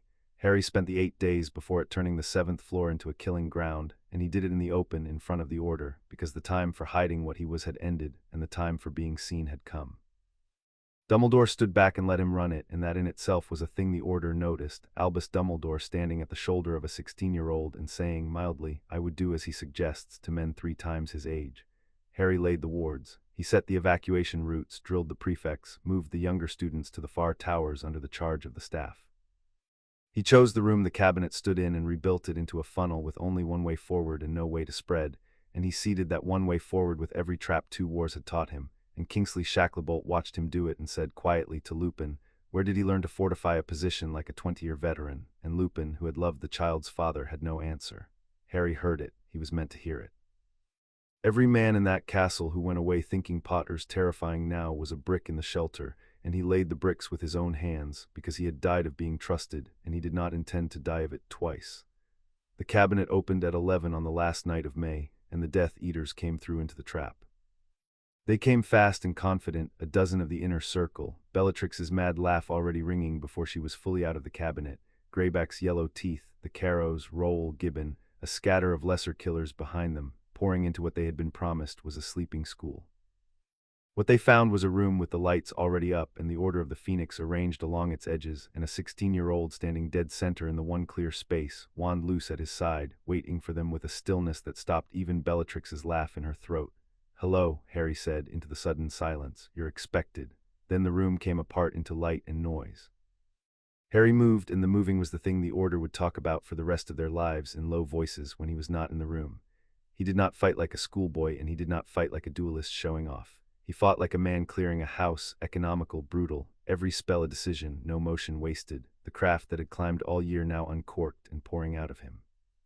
He took Gibbon first, a binding curse that folded the man to the floor before he had cleared the cabinet's threshold.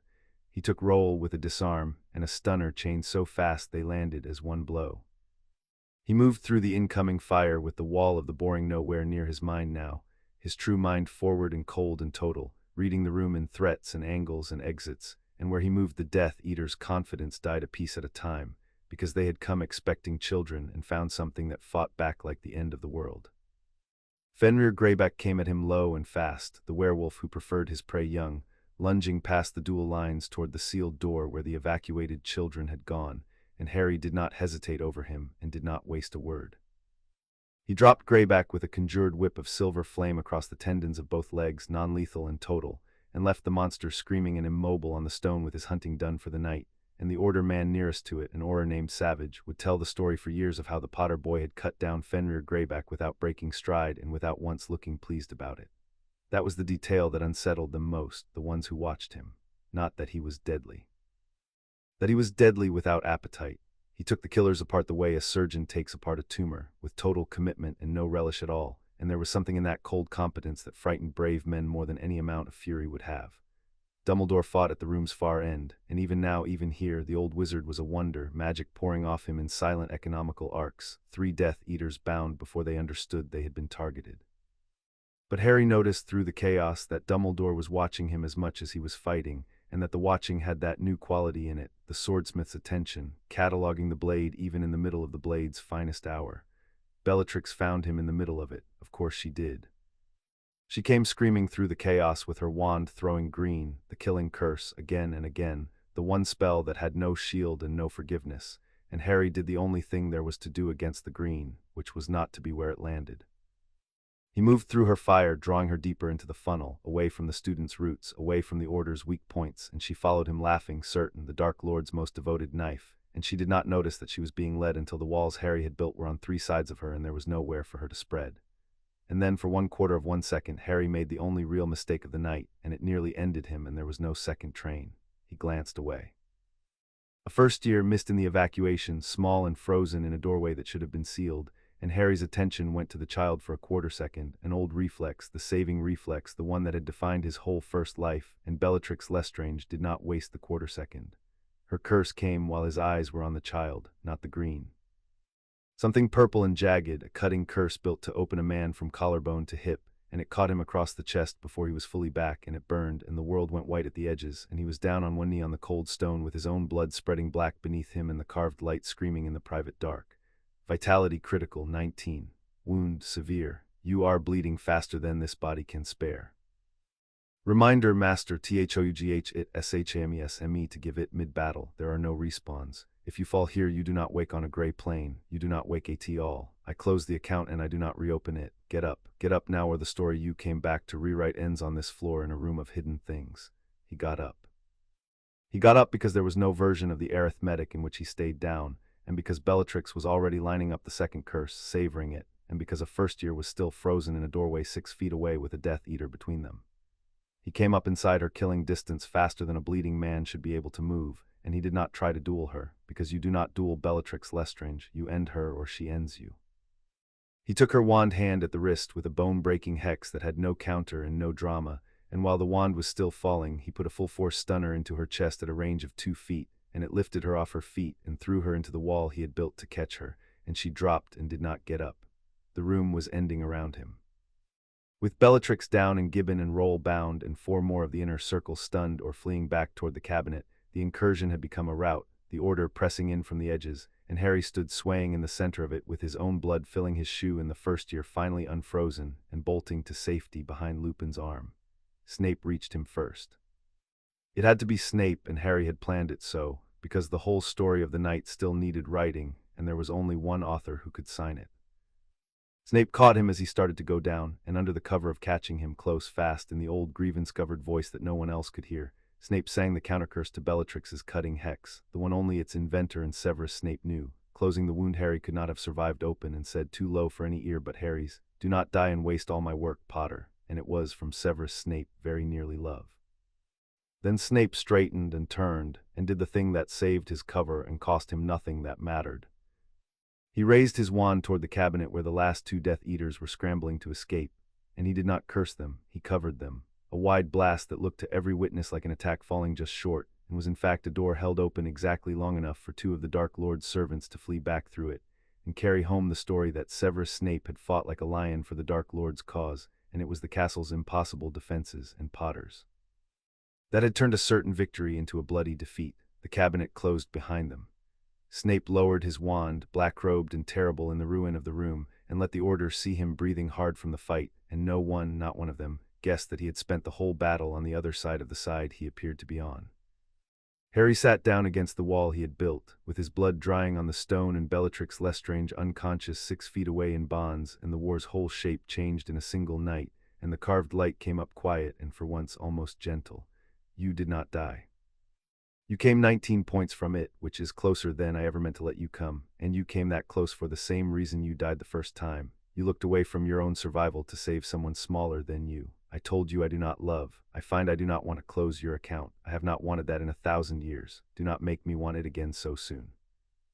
Captured Bellatrix Lestrange Arabistian Gibbon Thorfinnrowle. The Dark Lord's inner circle is cut by 1/3 in a single night. You have moved the whole war. Vitality 31 and climbing. Live Master, you are getting good at it. By morning the whole of magical Britain knew. The story could not be contained, and Harry did not try to contain it, because a contained story was no use to him, and an open one was a fortress. The prophet ran it under a headline the size of a fist. Death Eater attack on Hogwarts repelled, Lestrange captured. The Potter boy fought like nothing I've seen, says Order source. There were photographs of Aurors leading abound and spitting Bellatrix into a ministry holding cell, the first of the Dark Lord's inner circle taken alive in 15 years. There were interviews with parents weeping their gratitude. And threaded through all of it, in every account, in every odd whispered retelling, was the same figure at the center of the room. A 16-year-old who had turned a massacre into a defeat and stood bleeding in the middle of it, telling the Dark Lord's knights that they were expected. It was everything Harry had wanted, and it was the most dangerous thing that could have happened to him, and he understood both of those at once, sitting up in the hospital wing with a healing scar across his chest and the morning's paper in his lap, because Rufus Scrimgeour read that paper too. The minister came to see him 3 days later, and he did not ask for a photograph this time. He stood at the foot of the hospital bed with his lion's mane and his limp and his old Auror's eyes, and he looked at the young man who had done in one night what the entire ministry had failed to do in a year, and Harry ran the open door along the surface of him, gentle, taking nothing, and read the thing he had known he would read, grown now from a seed to a sapling. Gratitude, real and grudging. And under it, colder and stronger and growing faster than the gratitude, the calculation of a man sworn to protect a realm, looking at a power that had just announced itself, loyal to no ministry, answering to no one, capable of taking apart the most feared witch in Britain at the age of 16. This one is going to win us the war, the old lion thought, standing there thanking him. And then this one is going to be the most powerful wizard alive, at 20, with a war's worth of blood behind him and no master and no leash. And I will be the minister who has to decide what to do about that, and there is no good answer. There has never been a good answer to a weapon that outgrows the hand. You've done the country a great service, Mr. Potter, Scrimgeour said aloud and shook his hand and meant it and feared him, and both were true, and neither man said the second thing, and Harry let him go without letting him see that the second thing had been read. He did not hate the old lion. He had told the voice on the gray plain that the men who killed him were not monsters, and here was the proof of it standing at the foot of his bed thanking him with genuine gratitude while his mind, out of nothing but love of country, wrote the first line of the warrant. you could not hate it. You could only see it clearly 3 years early and know that the second front had opened for good now, out in the light where everyone could see it, and that from this day the war Harry was fighting had two enemies in it, and only one of them was Voldemort. Dumbledore came that same evening, and with him the second reading of the day, and it was the one Harry had been bracing for since the cabinet opened. The old wizard sat by the bed and spoke warmly of the victory, of the lives saved, of the extraordinary defense, and every word of it was sincere, and Harry ran the open door along the surface of him while he spoke, gentle, taking nothing, because he needed to know whether the thing he had planted in a dead man's valley had grown or withered when it saw what Harry could do in a room full of killers. He got his answer. He watched Albus Dumbledore look at the young man who had captured Bellatrix Lestrange at 16 and turned an inner circle raid into a rout, and he watched the love hold and the pride hold, and underneath them both he watched the old cold certainty put out a new green shoot and grow visibly in the space of a hospital visit from a sapling toward a tree. A weapon that can do this at 16, and the war not even won. What does it become at 20, at 30, unbound, ungoverned, having tasted this? The thought was not cruel, it wore the face of grief. It was the thought of a man who loves a blade and fears the day he will have to decide whether to sheathe it forever, and Harry read it forming, word by careful word, in the mind of the man who had once been the whole of his trust. "You're doing it now," Harry said quietly when Dumbledore paused. "You promised me you'd tell me to my face. So I'll do it for you to save you the trouble. You're sitting there deciding what to do about me when the war's over. You watched me tonight and you started sketching the shape of the problem I'm going to be. I can see it happening. I'm not angry." He held the blue eyes and let the noir into his voice, flat and level. "I just want you to know that I see it every time, the second it crosses your mind. That's the whole arrangement between us now, Professor. You keep deciding I'm a weapon, and I keep letting you know I noticed. Maybe if we do that often enough, one of these years, you'll decide something different. I'd like that. I don't expect it, but I'd like it." Dumbledore was silent a long moment, an old man caught, gently and without malice, in the exact act he had sworn not to commit in the dark. "You are the most difficult person to plan around that I have met in a very long life," he said at last, and there was something in it that was almost a plea. "Because you have made it impossible for me to do the one thing I have always done, which is to arrange the necessary sacrifice out of sight of the one being sacrificed. You keep dragging it into the light. It is very inconvenient. It may also be the only thing that has ever made me doubt the arithmetic." He rose slowly. "Rest, Harry. And know that I heard you. Whether I can act differently than my whole nature demands is a question I am no longer certain of the answer to, but I heard you." He left, and Harry lay in the dark and understood that he had won a stay, not a pardon, and that the greatest wizard of the age had just admitted, as close as he was able, that he did not know whether he could stop himself from becoming the man in the portrait. Which was more honesty than Harry had gotten from him in a whole first life, and less safety than a sane man would want, and exactly the truth. When they had both gone, the minister and the headmaster, Harry lay back against the pillows and looked at the healing wound on his chest, the mark of how close he had come, 19 points in a stolen quarter-second, and he thought about the reflex that had nearly killed him, the looking away, the reaching for the smaller person in the doorway. The voice had called it the reason he died the first time. It was also, Harry knew, the reason he was worth bringing back. He was not going to cut it out of himself. He was only going to get fast enough that it stopped costing him. There was a difference between a hardened man and a hollow one, and the difference was exactly that doorway, that child, that quarter-second, and he intended to keep it, and to survive keeping it, and that was the whole of the tightrope he had chosen to walk with one life and no net. Ron came to see him before any of it, before the minister, before the papers, on the morning after the battle, and that visit was the one Harry had been most quietly afraid of, because it was the real test of a whole year's work. His friend stood at the end of the hospital bed with a bag of Honeyjuke's chocolate he had clearly bought and half-eaten on the walk up, and he looked at Harry, who had just done a thing no wizard alive could have done, a thing that would be in the history books, and Harry watched him closely, running nothing, no open door, because this was the one mind in the world he wanted to read the honest way with his eyes and be sure. There was awe in Ron's face. There was no envy under it. "Blimey," Ron said, and sat down heavily and shoved the chocolate at him. "You captured Bellatrix Lestrange. My Aunt Muriel's going to be insufferable. She'll tell everyone she always knew you." Mum cried when she heard, actual crying, into the tea towel. He shook his head, grinning, open, glad, entirely without the shadow Harry had spent a year draining out of him. "You're the most terrifying person I've ever met, and you're rubbish at chess, and I've been telling everyone in Gryffindor that both of those things are true and they can take it up with me if they don't like it." And there it was. In another life, this same event would have found Ron's oldest wound and pressed on it, the one always at the edge of the photograph watching his friend become a legend, and the wound would have wept quietly for years until clever men found it. This Ron had no such wound to press. Harry had spent a season saying true things out loud in front of people, had built his friend a place at the center of his own story, and the work held. Ron looked at Harry's impossible night with the plain open wonder of a brother watching a brother do something magnificent, no shadow anywhere under it, and he told the whole house about it that afternoon and stood a little inside the light instead of at its edge. "Thanks, Ron," Harry said, and meant it in a register Ron would never understand. "For the chocolate and for telling them I'm rubbish at chess. Somebody has to keep me honest." "Somebody really does," Ron said and stole back a piece of the chocolate, and the wound that would have opened a hall 3 years on stayed closed, one more brick, one more morning. Before term ended, Dumbledore called him to the office one last time, and this session was not a lesson and both of them knew it. The old wizard had a map of the war laid out in his head that had changed beyond recognition since September, and he laid it out now for Harry plainly, as one strategist to another, which was itself the largest change of all. "You have collapsed my timeline," Dumbledore said, not unkindly. "I had planned for a war that ran 2 more years, that ended, if it ended well, with your sacrifice and my careful management of the grief afterward.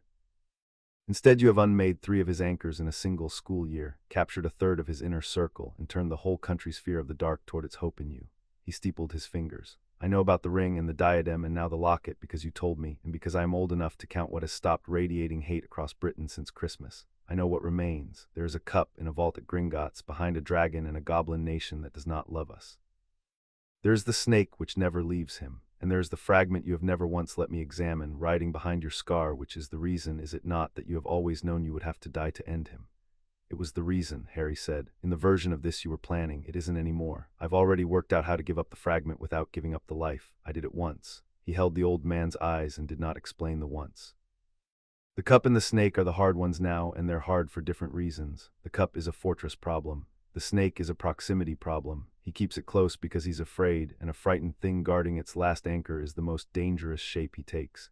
We take the cup when we can reach it, and the snake last at the end when we make him come to us. But we do not move on either until every other piece is off the board, because the moment he understands his immortality is being unstitched, he stops being a Dark Lord playing a long game and becomes a cornered animal with nothing left to lose, and that version of him will burn the country down to take one of us with him." Dumbledore was quiet a moment, studying the young strategist across the desk, and something in his face was the swordsmith again, and something in it, for once, was only an old teacher looking at a student who had surpassed him. "You have thought about the shape of his despair," Dumbledore said softly, "more carefully than I have thought about the shape of his power. That is the difference between us, Harry, and I begin to think it is the difference that wins wars. I fought him for 50 years by outthinking his moves.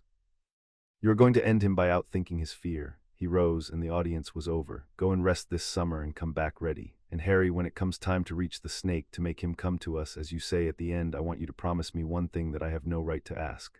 "Ask it. Do not do the last of it alone," Dumbledore said. "Whatever you have lived that I have not, whatever taught you to trust no one at your back, I am asking you not to walk into the final room by yourself out of a habit of solitude.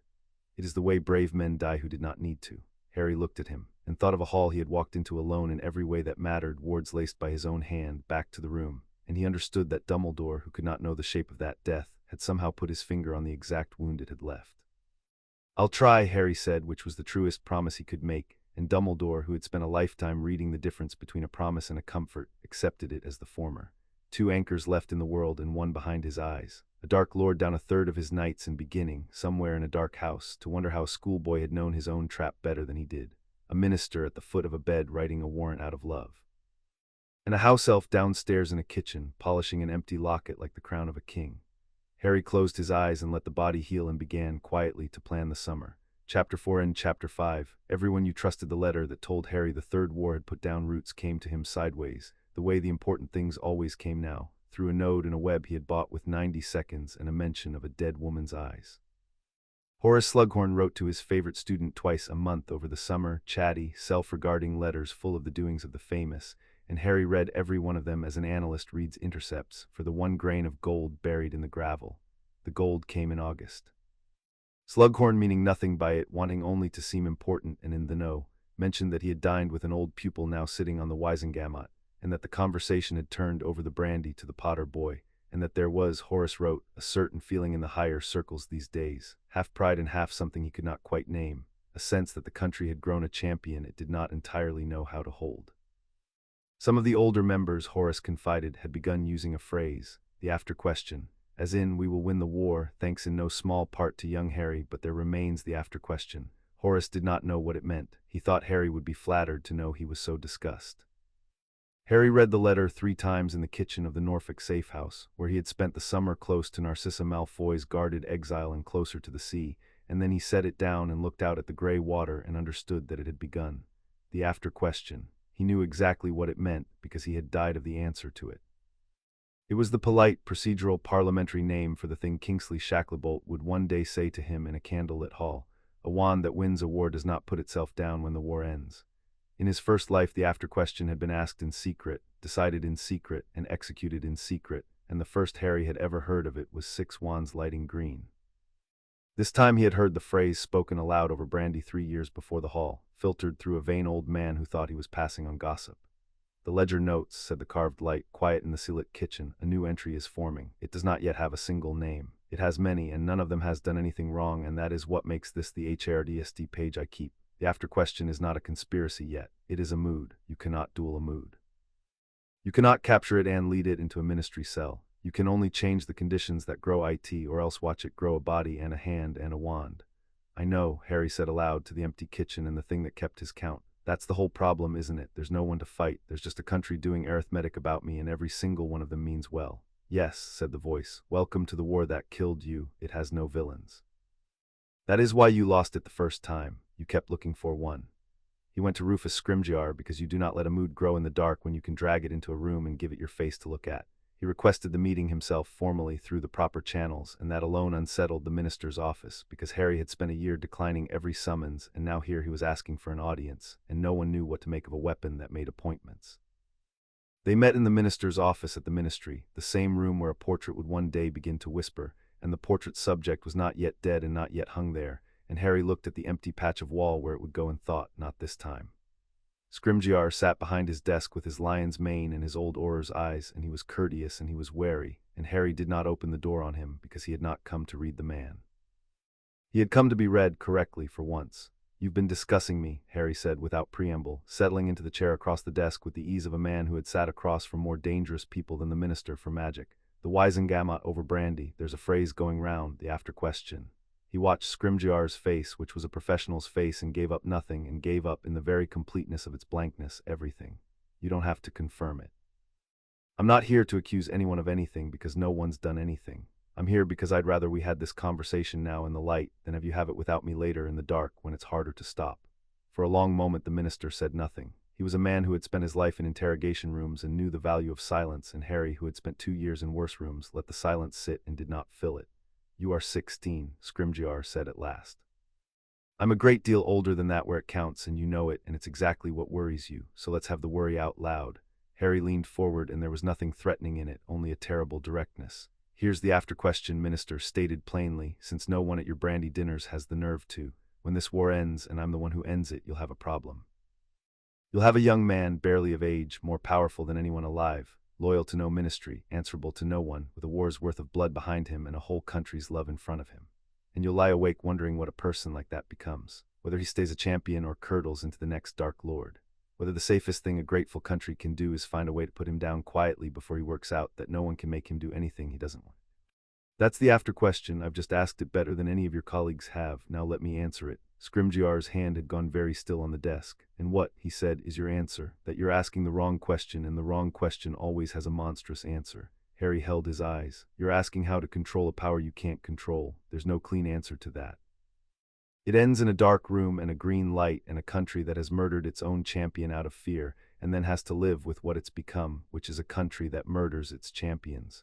But there's a different question that has a decent answer. Not how do we control him? How do we make sure he never wants what we're afraid of?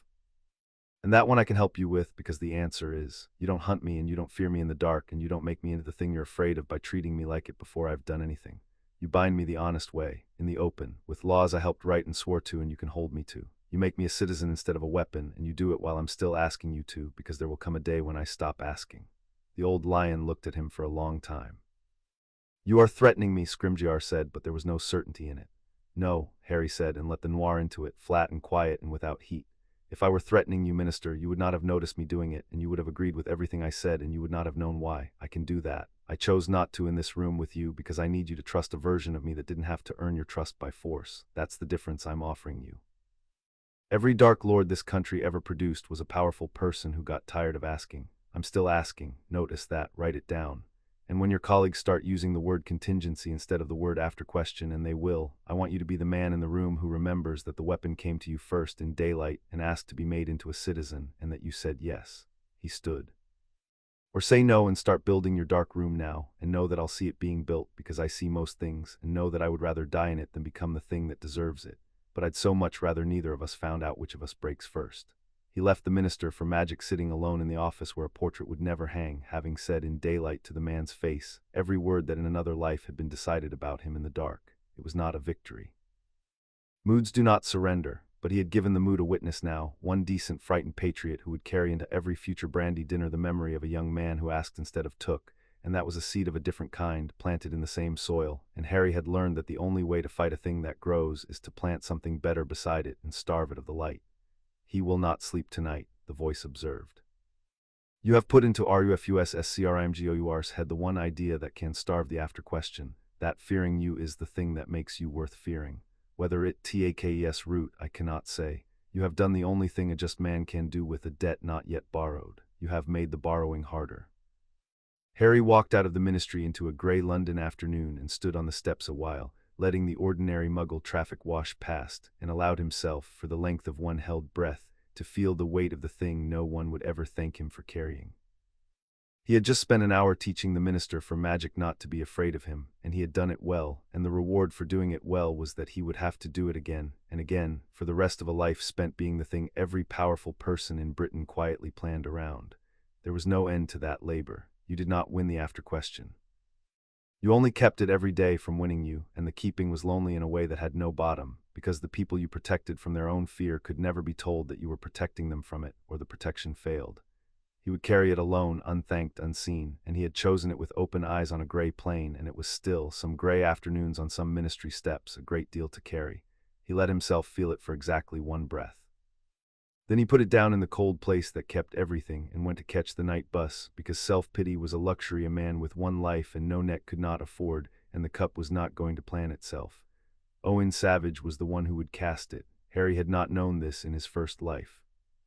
He had learned it, if he had learned it at all, only in the last quarter-second, and the last quarter-second had been full of Ron's turned face, and there had been no room in it for cataloguing which of the 6 wands had been whose.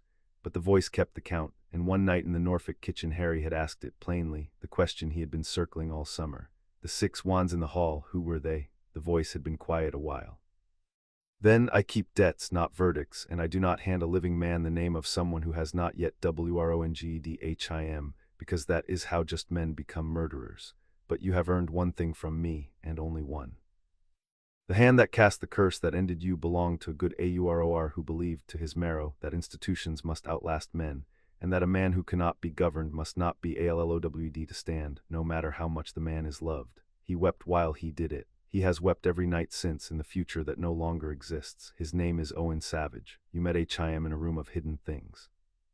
He watched you cut down a monster without relish, and it frightened HIM more than the monster did. Do with this what you will. I have never before told a man the name of his killer before the killing. I do not know why I trust you with it. I suspect it is because I have watched you hold 5 other such NAMES and reach for none of the knives.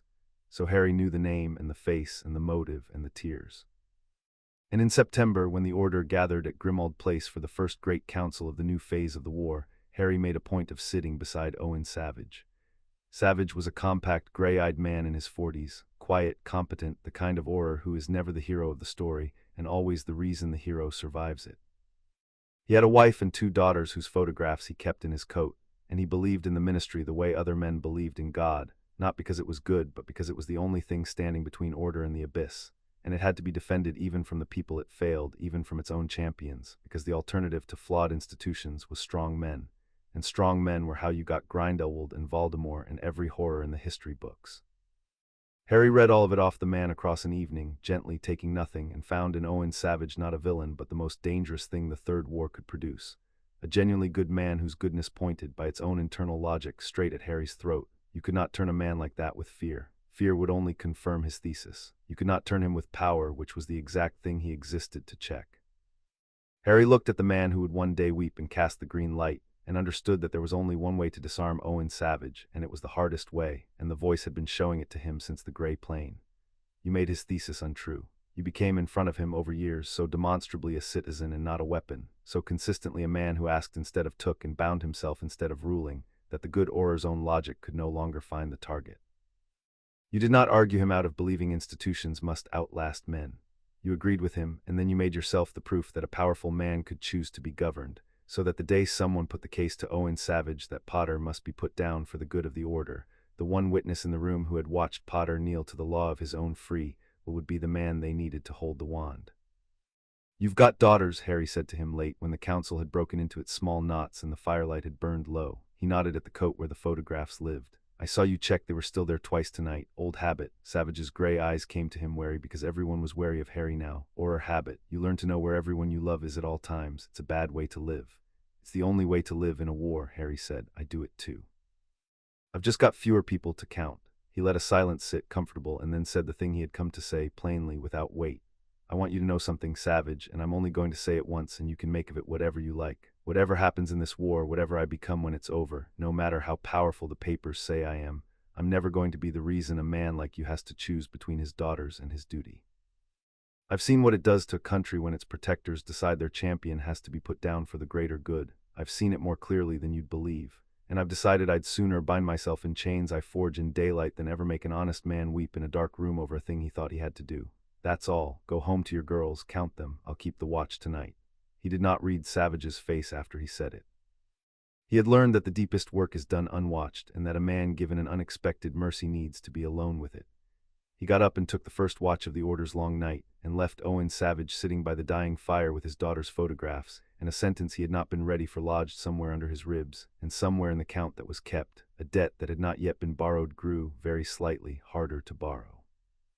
"You have now spoken to the man who will kill you, the exact words that might unmake the killing," the voice said when Harry stood alone in the dark hall of Grimmauld Place with his wand lit and the house asleep around him. "You did not warn Him. You did not accuse Him. You gave Him a reason to become a different man than the one who wept and cast the curse. I have kept the count of the dead since before your island had a name. I have never watched anyone do what you are doing. I find I do not want to stop watching." The chance to make those words true came sooner than Harry had planned, and it came, as these things do, out of a list. Snape brought it in late September, the Dark Lord's next raiding schedule, a column of targets chosen to punish the Ministry by butchering the families of its servants. Harry ran his eye down the names in the cold Grimmauld cellar and stopped on one and did not let his face change, because Snape was watching and there were things Snape did not need to carry. Savage, a cottage in Kent, wife and 2 daughters. Scheduled for the 3rd night of October, a demonstration killing meant to teach the Auror Corps what it cost to serve. He could have passed it to the order and let the roster fall as it fell. He did not. He took the Kent cottage himself, alone, and he was in the dark garden of it when the Death Eaters came over the wall at midnight, 4 of them, confident, expecting a sleeping family and a soft night's terror. What they found was Harry Potter standing between them and the door, and the last thing 2 of them saw before the bindings took them was a young man who did not raise his voice and did not miss. It was over in 90 seconds. He took them without waking the house, without a single curse touching the cottage, and when it was done he stood among 4 bound and stunned killers in a suburban garden with a child's bicycle lying on its side in the wet grass, and he did the thing that mattered more than the fight. He did not knock on the door and collect his gratitude. He erased his own tracks, laid a false trail that led the incident back to routine Auror patrol's lucky timing, and left before the family ever knew how close the dark had come. He wanted no debt Savage could see. A visible rescue would have been a lever, and Harry had decided, somewhere between the Grey Plain and this garden, that the man who would one day kill him was the one man in the world he would save without letting it be a transaction. But the voice kept the count, and the count did not care whether the gratitude was collected. Fate change registered. In your first life, Owen Savage buried his wife and both daughters in the October of this year, and went on serving the Ministry with the hollow, absolute loyalty of a man who has nothing left but the institution. That is the man who wept and cast the curse. That man no longer exists. You have unmade your own killer by saving 3 people who will never know your name was in their garden. I did not know the ledger could be balanced from that direction. You are teaching it to me. Reward plus will. The hand that cast the green light will not now be shaped the way it was shaped. The dark room loses its best argument. Harry walked back through the sleeping suburb with 4 captured Death Eaters bound and floating behind him for the Aurors to find, and he did not tell anyone, not Dumbledore, not Snape, not Hermione, that he had spent the night rewriting the identity of the man who had murdered him. Some victories you keep for yourself in the cold place that forgets nothing, because they are too strange and too private to say out loud. A man had 2 daughters this morning who would have been ash by breakfast, and a green light 3 years off had guttered a little dimmer, and only Harry and the thing that kept his count would ever know the two facts were one fact. The after question tried to grow a body in the same week, and Harry saw it happen, because he had made a point of being where it would happen.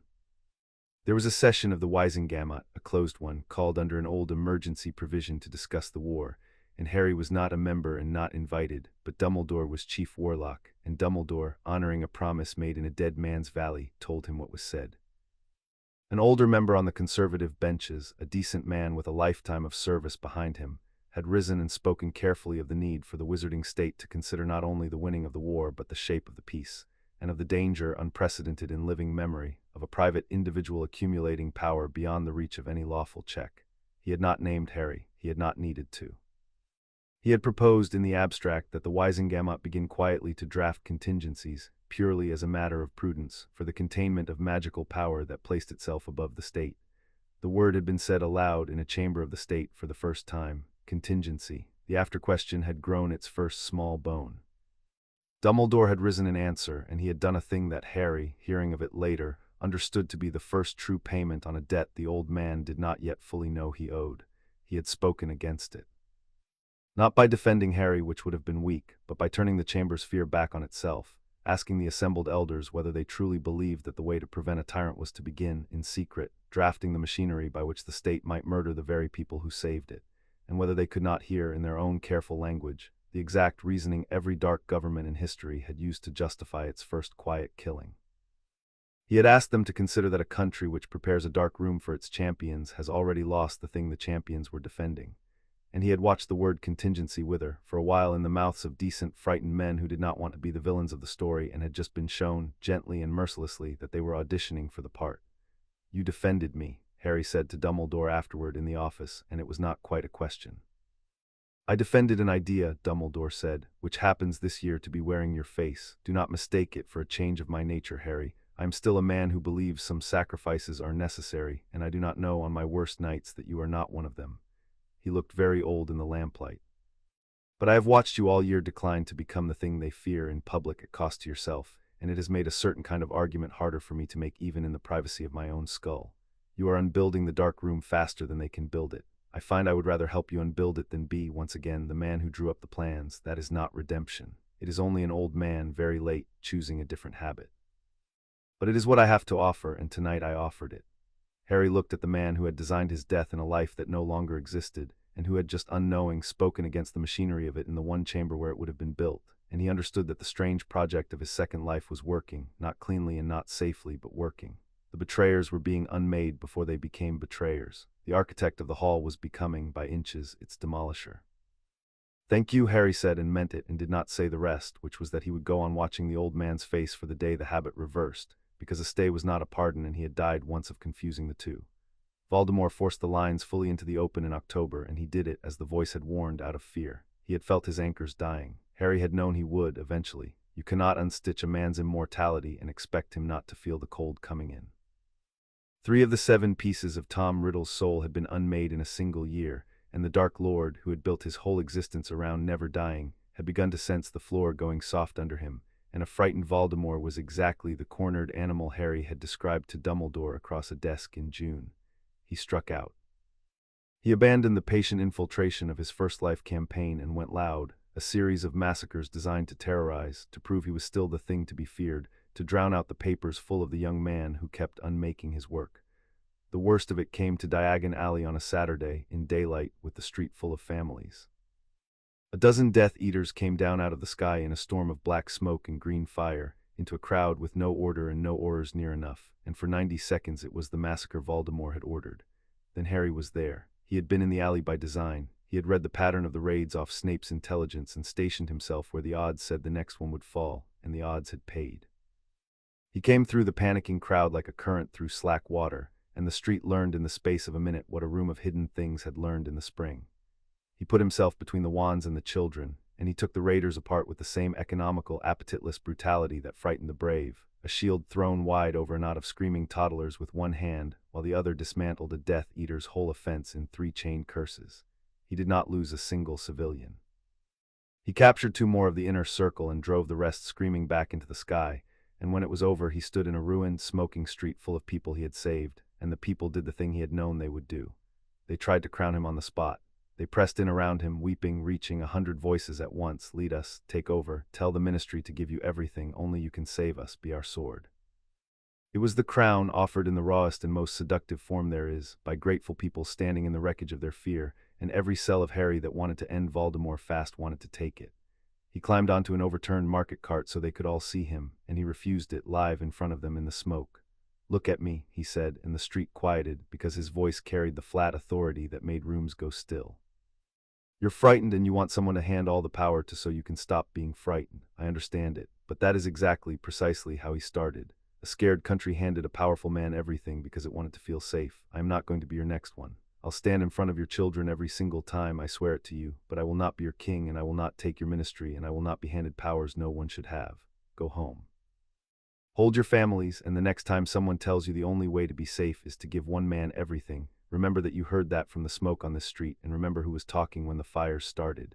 He got down off the cart. I'm just your neighbor. I'm just good at this. Let that be enough, because the alternative is another throne, and we've all seen who sits on those. It ran everywhere.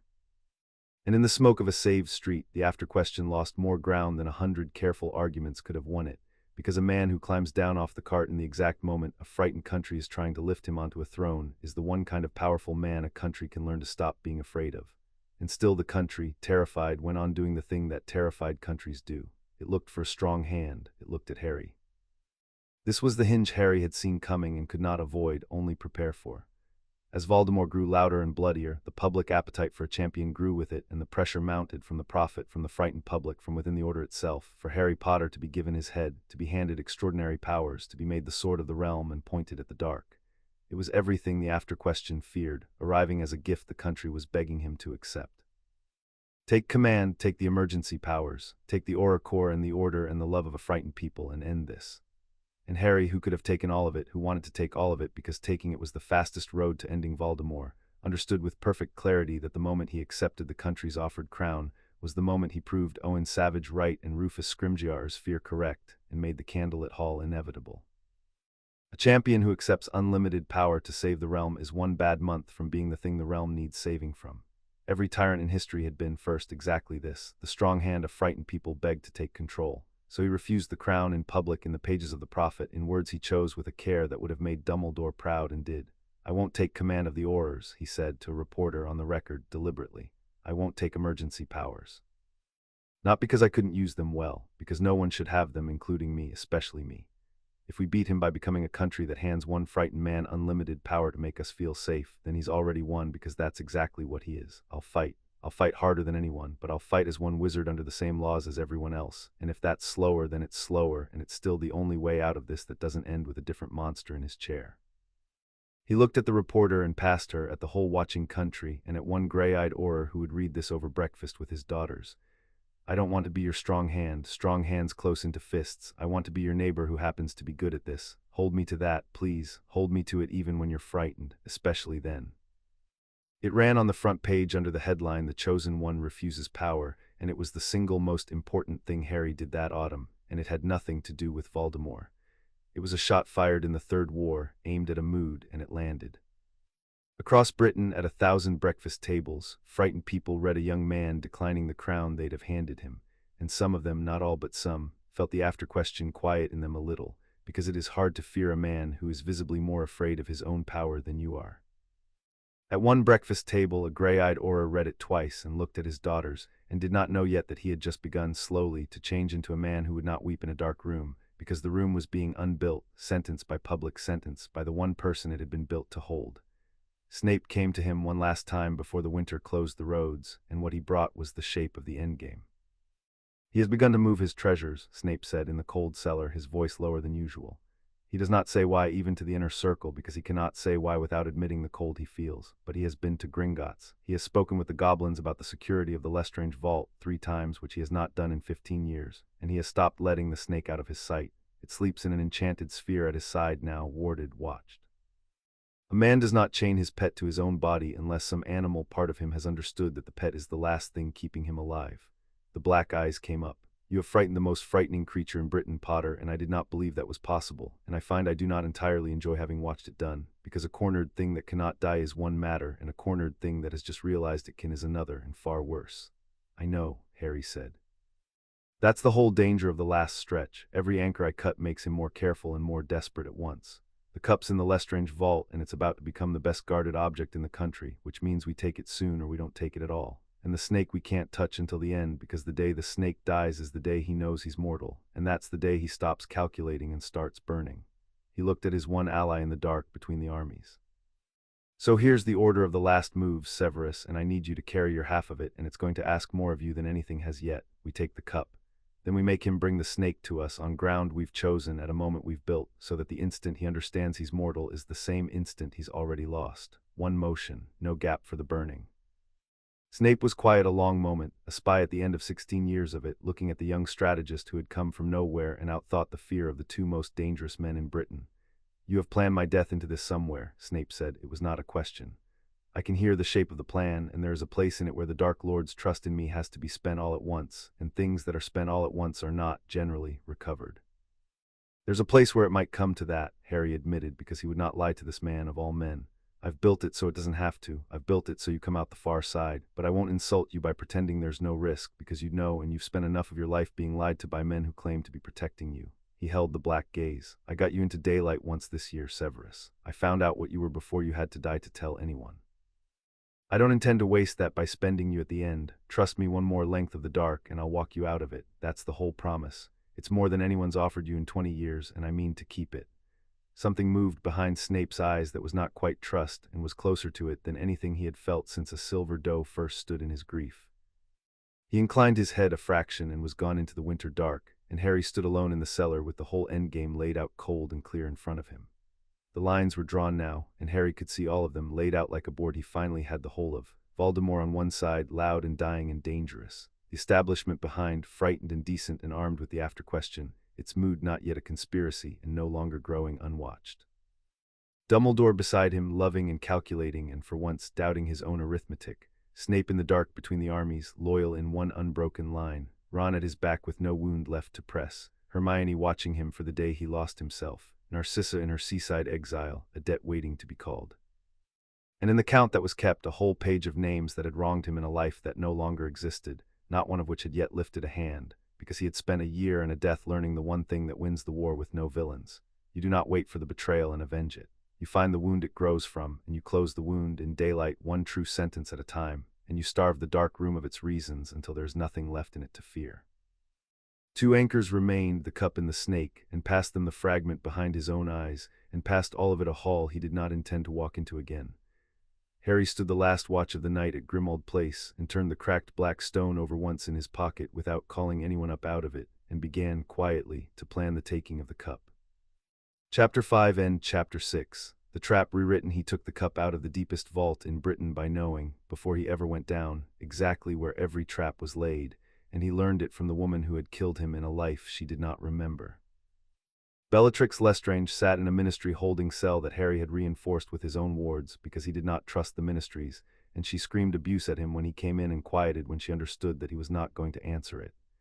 He sat across from her out of reach, and he did not torture her and did not threaten her, because those were her arts and he did not intend to become fluent in them. He simply looked at her and let the open door come forward, patient and total, and went walking through the corridors of the most dangerous mind the Dark Lord had ever forged, and she felt him doing it and could not stop him, because a year of the craft climbing and a lifetime of the mind never resting had made Harry Potter, at 17, a legilimens that Bellatrix Lestrange could no more resist than a candle resists the dawn. He did not take her memories cruelly. He took only what he had come for, the vault, the long fall on the cart, the waterfall of the thief's downfall that stripped enchantment and concealment from anyone who passed through it, the multiplying curse laid on the treasure so that every object touched burned and bred copies until it buried a thief in worthless burning gold. He took the exact placement of the cup, high on a shelf at the back, and the feel of the vault's air, and the name of the goblin who kept its ledger. And under all of it, unwanted, he brushed the thing that had made Bellatrix into Bellatrix, the years in Azkaban, the devotion that had curdled past love into a kind of religious hunger, the woman who had once, long ago, been capable of being something other than a knife. He did not linger there. It was not his to fix. He withdrew and left her rocking and muttering in her cell, and knew the vault as well as its owner did. You walked through the mind of the woman WHOSE curse once opened your chest, the voice said, and you took only a map and you left her the rest, including the one memory that might have broken her if you had pressed it.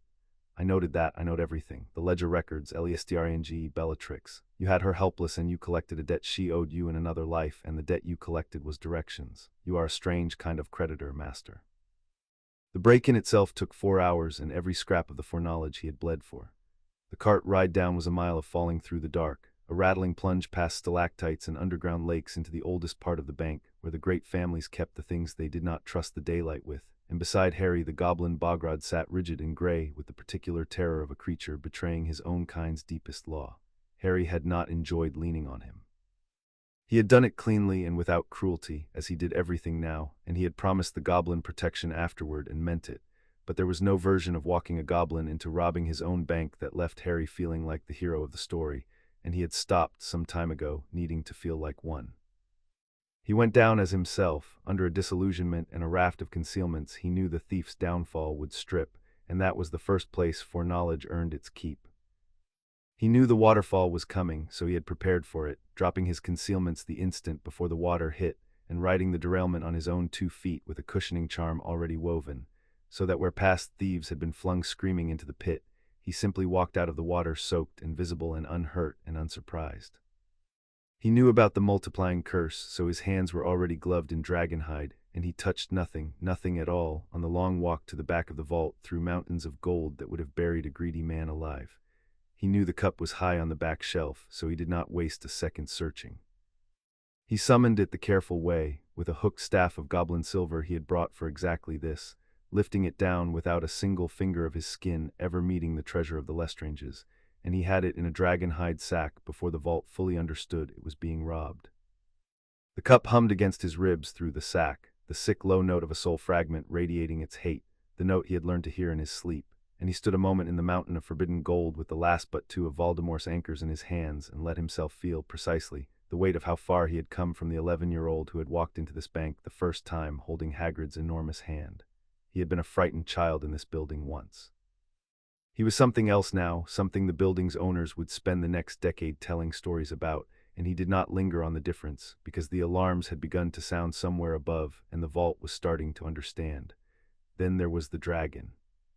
The Ukrainian ironbelly that guarded the deep vaults was blind and half-mad from a lifetime underground, and the clashing of the pain clappers the goblins used to cow it, and Harry had known it would be there, and had decided, months ago in the Norfolk kitchen, that he was not going to leave it.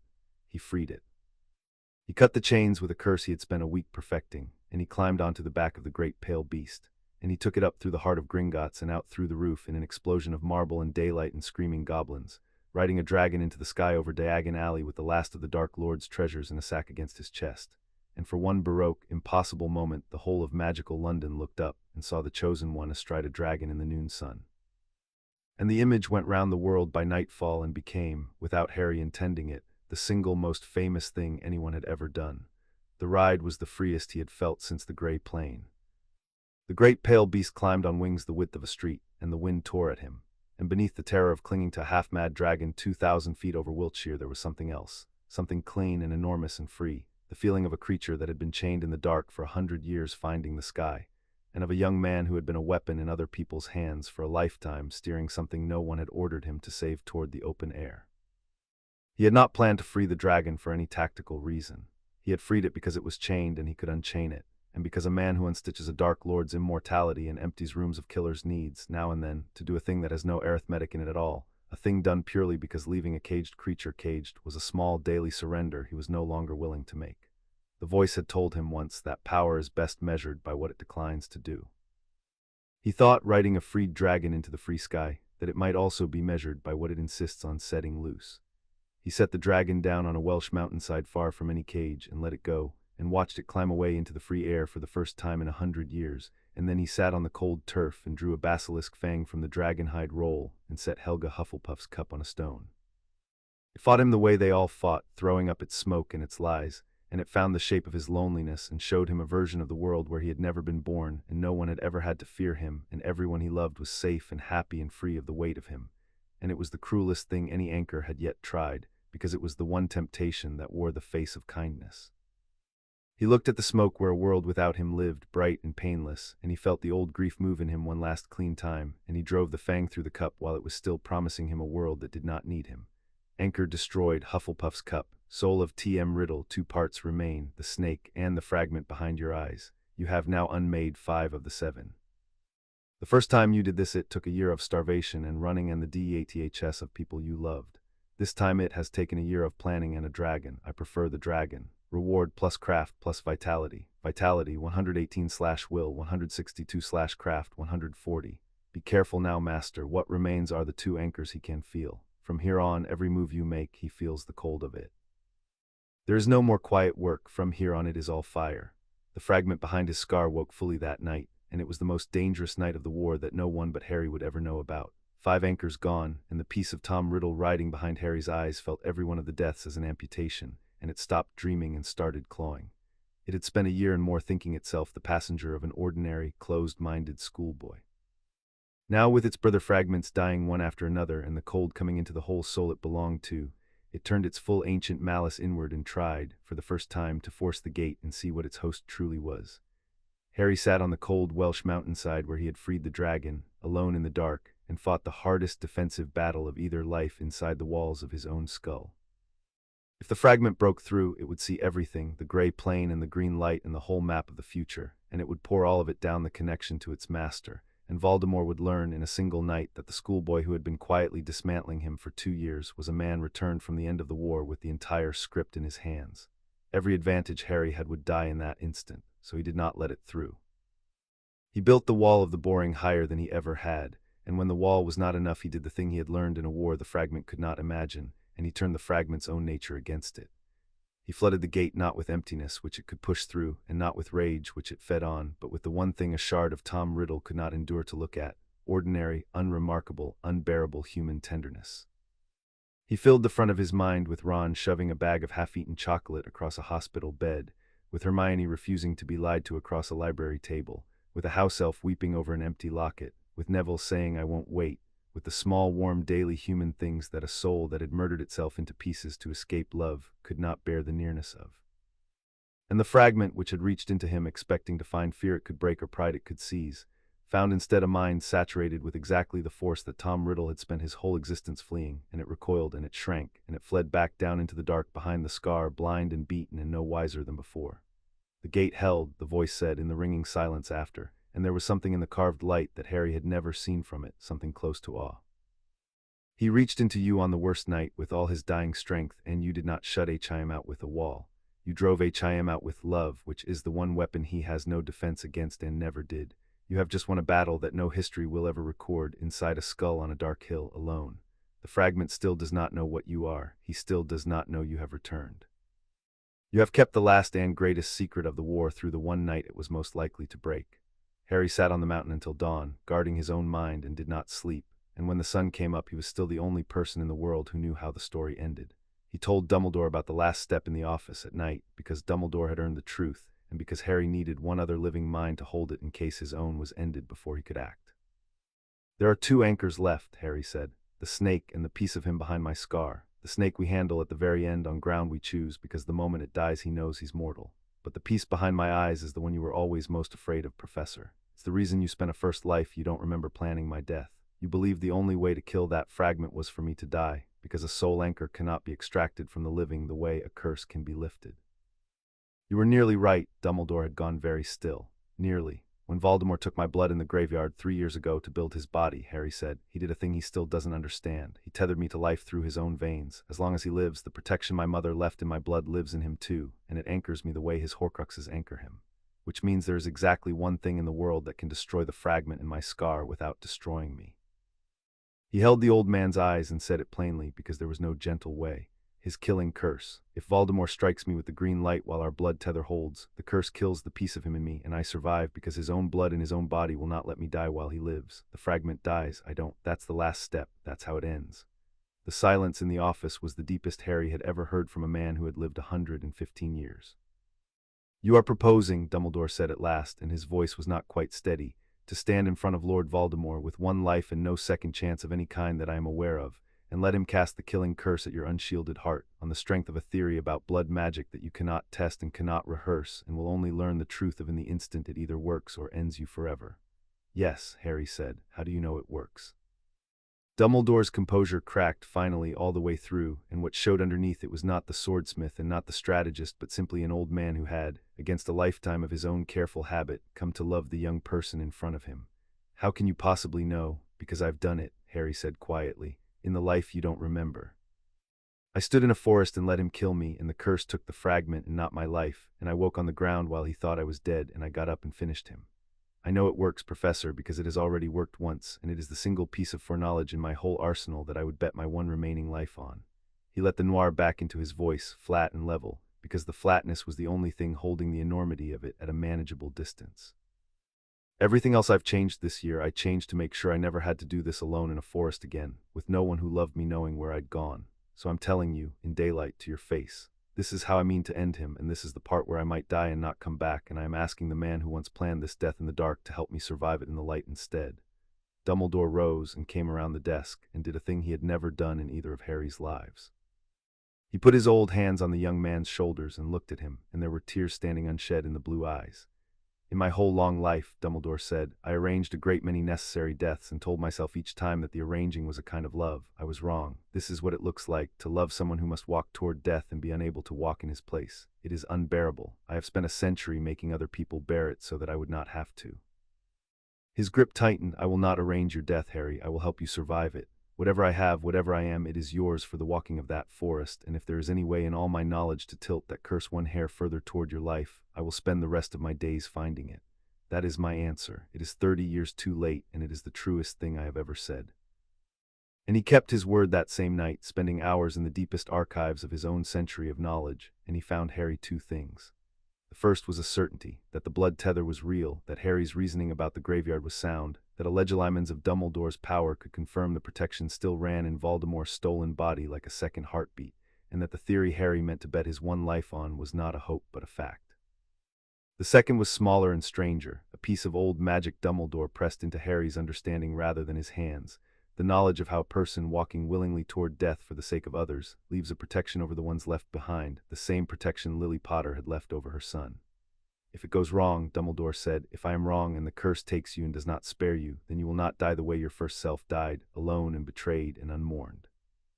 You will die walking toward your own death of your own free will to save a castle full of people, and that death leaves a shield behind it that no dark wand can break. I cannot promise you your life, Harry. I have spent a night making certain the theory holds, and I believe it does. But I can promise you that if the worst comes, your death will mean the thing your first one was denied. It will be a shield and not a squalid murder. That is the difference between us now. You and I have finally learned to make a death mean something without arranging it. Harry took both gifts, the certainty and the shield, and understood that the old man had just done, for the first time in his long life, the thing a good teacher does at the end, given his student everything he had and then stepped back and let him walk.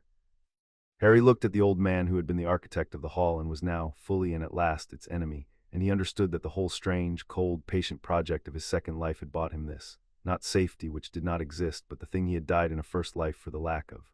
Someone who loved him standing in the light with him before the forest instead of moving him toward it in the dark. Thank you, Harry said, and this time there was nothing held back in it. Voldemort came to Hogwarts on the 1st of May because Harry made him come. It was the last great piece of the rewrite, and it was pure cold engineering, and Harry built it over the winter with the patience of a man laying a fuse. He knew Voldemort could feel his anchors dying now, 5 of 7 gone, the cold coming in. He knew a frightened Voldemort would want above all to reclaim the initiative, to stop being the one who reacted. So Harry gave him a target he could not refuse and a timetable he did not know he was following. Through Snape he let slip that the last of Dumbledore's defensive work on Hogwarts would be incomplete on the 1st of May. A window, a weakness, an invitation dressed as an intelligence leak. Through the public theater of the war, he let it be known that he would be at the school that day. He built a trap the shape of an opportunity, and he baited it with himself, because he had learned at the end of a first life that the only way to fight an enemy who chooses the ground is to make him think the ground was his idea. And he evacuated the children first. That was the part that mattered more than the trap. In his first life, the Battle of Hogwarts had been fought with students in the castle, and children had died in the corridors, and Harry had carried the weight of every one of them out of the war and into a grave. Not this time. This time, under the cover of a manufactured plumbing emergency and a stroke of Dumbledore's authority, every student below the age of consent was gone from the castle 3 days before the 1st of May, sent home, sent to relatives, sent anywhere but the killing ground Harry was preparing. The castle that Voldemort's army marched on was not a school full of hostages. It was a fortress full of soldiers who had chosen to be there, emptied of everyone Harry was not willing to trade, and that single change unmade half the horror of the battle before a wand was raised. The Order held the walls, the Aurors held the gates. Dumbledore stood at the heart of it, terrible and old, and for the first time in 100 years, fighting for something instead of arranging it. And Harry moved through his own fortress in the hour before the assault, checking the fuse, and he was not afraid, or he was so far past afraid that the word had stopped applying, because he had done this before and lost, and every stone of the castle was placed now to make sure he did not lose it the same way twice.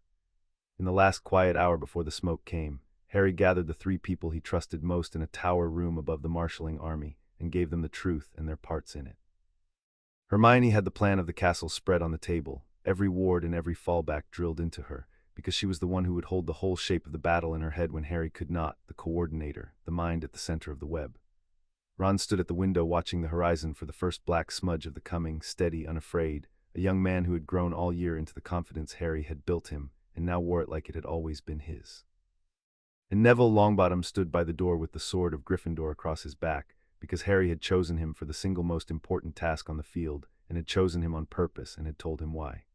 "The snake dies by your hand, Neville," Harry said, "not because I can't reach it, because when I'm in the forest and the whole battle thinks I've fallen, there has to be one person left standing who will do the thing that has to be done even when it looks like all is lost. In the life I'm not going to explain, that person was you.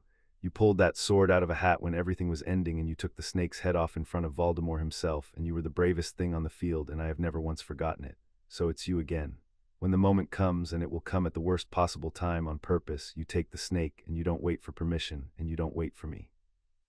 Neville, who in another life had needed a war to discover he was brave, looked at Harry and did not flinch and said, "I won't wait," and that was all, and it was enough.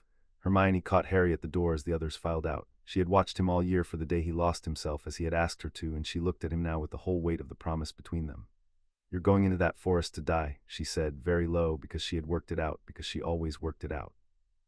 "Aren't you? That's the part you never told me. That's the June I was supposed to ask you about." "I'm going into that forest to let him kill the piece of him in me, and then to get back up," Harry said. "There's a difference, and it's the whole difference, and I need you to believe it even when you see me fall, because when I fall, the whole field is going to believe I'm dead, and you're the one who has to hold them together in the gap before I get up. Can you do that? Can you watch me die and keep everyone fighting on the strength of my word that it isn't real?" Hermione's eyes were bright and her jaw was tight, and she did not weep, because there was no time and she was Hermione, and she said, "I hate that you can even ask me that. Yes, I'll hold them. Get up, Harry. Whatever you have to do in that forest, get up, because I did not spend 7 years keeping you alive to watch you make me a liar in front of the whole Order." "I'll get up," Harry said. "I've done it before." The snake was the key. Harry had built the whole engagement around one objective that no one else fully understood: to make Voldemort bring Nagini onto the field, and then to take the snake at the precise moment the Dark Lord was most committed and least able to withdraw, so that the destruction of his last true anchor and the exposure of his mortal body arrived in the same instant, one motion, no gap for the burning. He had built the trap for the snake with Neville Longbottom's steady hands and the sword of Gryffindor in a killing ground of his own design, and he had built it so that the snake died the moment before Voldemort understood the snake was in danger. It began at dusk. The sky over Hogwarts filled with the black smoke of the Dark Lord's coming, and his army broke against the walls Harry had built, and the last battle of the war began exactly where and when and how Harry Potter had decided it would. He fought at the front of it, in the craft that had climbed all year poured out of him at 140 and rising, and where he stood the line held and the Death Eaters died or fled, and above the wall Dumbledore's magic answered Voldemort's across the dark in silent titanic arcs, 2 old enemies meeting for the last time on ground a 17-year-old had chosen for them both. It was a different battle from the one Harry had lost. He knew it in his bones as he fought, the way a man knows a familiar road walked in a new direction. There were no children screaming in the corridors, because there were no children. There were no defenders caught out of position, because Hermione sat at the heart of the castle with the whole plan in her head, moving the Order like pieces, plugging every breach before it widened, and the wall held where a first time it had broken. The Death Eaters had come expecting the chaos of their master's first life triumph, and found instead a fortress that answered them like a single organism, and their confidence, which was the truest weapon Voldemort had ever given them, began to fail. Harry fought at the point of greatest danger, always because that was where he was worth the most, and because the wall of the boring was gone now and his true mind was forward, cold and vast and utterly without hesitation. He met Dolohov at the breach in the north wall and ended him in 2 motions. He caught Yaxley trying to turn the flank and turned the flank back on him. He moved through the smoke like the thing the Order had learned to be quietly frightened of, deadly without appetite, saving where he could and killing where he had to, and never once mistaking one for the other. Orers who had come to the battle half believing the papers had overstated him, watched him hold a collapsing line alone for 90 seconds until reinforcement came, and stopped believing the papers had overstated anything. And on the high ground, Dumbledore and Voldemort fought the duel that 50 years had been building toward. Harry caught glimpses of it through the fire, the old wizard and the Dark Lord wheeling around each other in a storm of magic that cracked the flagstones and lit the underside of the smoke, and he saw a thing he had never seen in his first life, because in his first life Dumbledore had already been dead a year before this battle came. He saw Albus Dumbledore fight not to arrange a necessary sacrifice, not to manage a war toward a distant calculated end, but simply to keep a young man he loved alive long enough to reach a forest. There was no arithmetic in the old man's fire tonight. There was only the ferocity of someone protecting the thing he had learned, too late and completely, to value more than his own long, clever life. And in the middle of the fire, exactly as he had built it, the moment came when Voldemort brought the snake onto the field, the great serpent coiled in its shining ward sphere at its master's side, drawn forward because its master could not bear, at the crisis, to leave the last of his life anywhere he could not see it. Harry saw the sphere come through the smoke. He gave the signal, and the trap he had spent a winter laying began at last to close. And in the middle of the fire, exactly as he had built it, the moment came when Voldemort brought the snake onto the field, the great serpent coiled in its shining ward sphere at its master's side, drawn forward because its master could not bear, at the crisis, to leave the last of his life anywhere he could not see it. Harry saw the sphere come through the smoke. He gave the signal, and the trap he had spent a winter laying began at last to close. Then Snape found him in the chaos, bleeding from a graze, and told him the thing that changed the shape of the night, and it was not about Voldemort at all. "There is a second plan on this field," Snape said, low and fast, gripping Harry's arm. "Not the Dark Lords, a cell of them. Aurors and one man of the Wisengamot's guard, hard men who never believed your speeches, who have watched you ride dragons and empty rooms of killers and refuse crowns, and have decided that a Potter who wins this war and cannot be governed is a worse thing than the Dark Lord ever was. They have been waiting for tonight. They mean to move the instant Voldemort falls in the confusion of the victory, when you are spent and wounded, and the whole Order's attention is on the corpse of the enemy. They mean to do to you exactly what you have spent a year telling me you died of. I only learned it an hour ago. Their leader is a man named Corbin Rook, and he believes to his marrow that he is saving the country from its own champion, and men who believe that do not miss." Harry stood in the fire of the battle he had built and understood that the two wars had at last arrived at the same instant, exactly as they had the first time, the enemy in front of him and the betrayal timed for the moment of his victory, and that no amount of speeches and saved daughters and softened ministers had entirely unmade it, because there is always, in any country, at least one true believer for whom the champion's virtue is only further proof that he must be put down before he learns his own strength. He took the news without heat, turning it over even as the battle raged around him, because panic was a luxury and a plan was not. Corbin Rook. He knew the type without knowing the man, the incorruptible one, the one who could not be reached by fear or flattery or saved daughters, whose certainty was a kind of purity, and therefore the most dangerous thing on the field. You could not soften Rook, but Rook did not act alone. A cell needs hands, and the hands are always more human than the head, and Harry had spent a year turning hands. "We're savage tonight," he said to Snape fast. Snape's eyes narrowed. "On the walls, why? Because Rook's cell is drawn from the same core that Savage serves in, and if Rook needs Aurors to move on me in the confusion, some of the hands he's counting on are men who served beside Owen Savage." Harry was already seeing it, the shape of the counter, laid over the shape of the trap. "I can't reach Rook, I don't have to. I have to reach one honest man inside his own ranks, one man the others trust, one man who spent this whole year quietly deciding I'm not the thing Rook says I am, and I have to make sure that man is standing in the right place at the wrong moment. Get word to Savage. Not a warning about Rook, he wouldn't believe it clean, and there's no time to prove it. Just this, tell him Harry Potter asked personally that Owen Savage be the man at his back when the Dark Lord falls, because there's no one on this field Harry trusts more to do the right thing in the last confused minute of a war. Tell him exactly that, and then leave it to him." Snape looked at him for a half-second in the middle of the fire, understanding the whole architecture of it at once, the way one professional recognizes another's finest work. "You are going to stop a man's assassination," he said, "by asking your own killer to guard your back." "He's not my killer anymore," Harry said. "I spent this year making sure of it. Tonight I find out whether the work held. Go." Snape went into the smoke, carrying the last message of the plan, and Harry turned back toward the field and the snake and the forest and the two deaths waiting in the dark. The carved light rose in the private dark, cold and clear and absolute, over the noise of the greatest battle of the age. You are about to walk into a forest and let Lord Voldemort cast the killing curse into your heart, on the strength of a blood tether you cannot test. And in the same hour, if you survive that, a man named Corbanrook means to put you down in the moment of your victory. Two deaths, master, waiting in the same night, and only one life between you and the closing of the account. I will say it now because I promised I would say it only when it mattered most, and it will never matter more than the next hour. There are no respawns. If you fall tonight to the green light or Torokes wand, I do not come.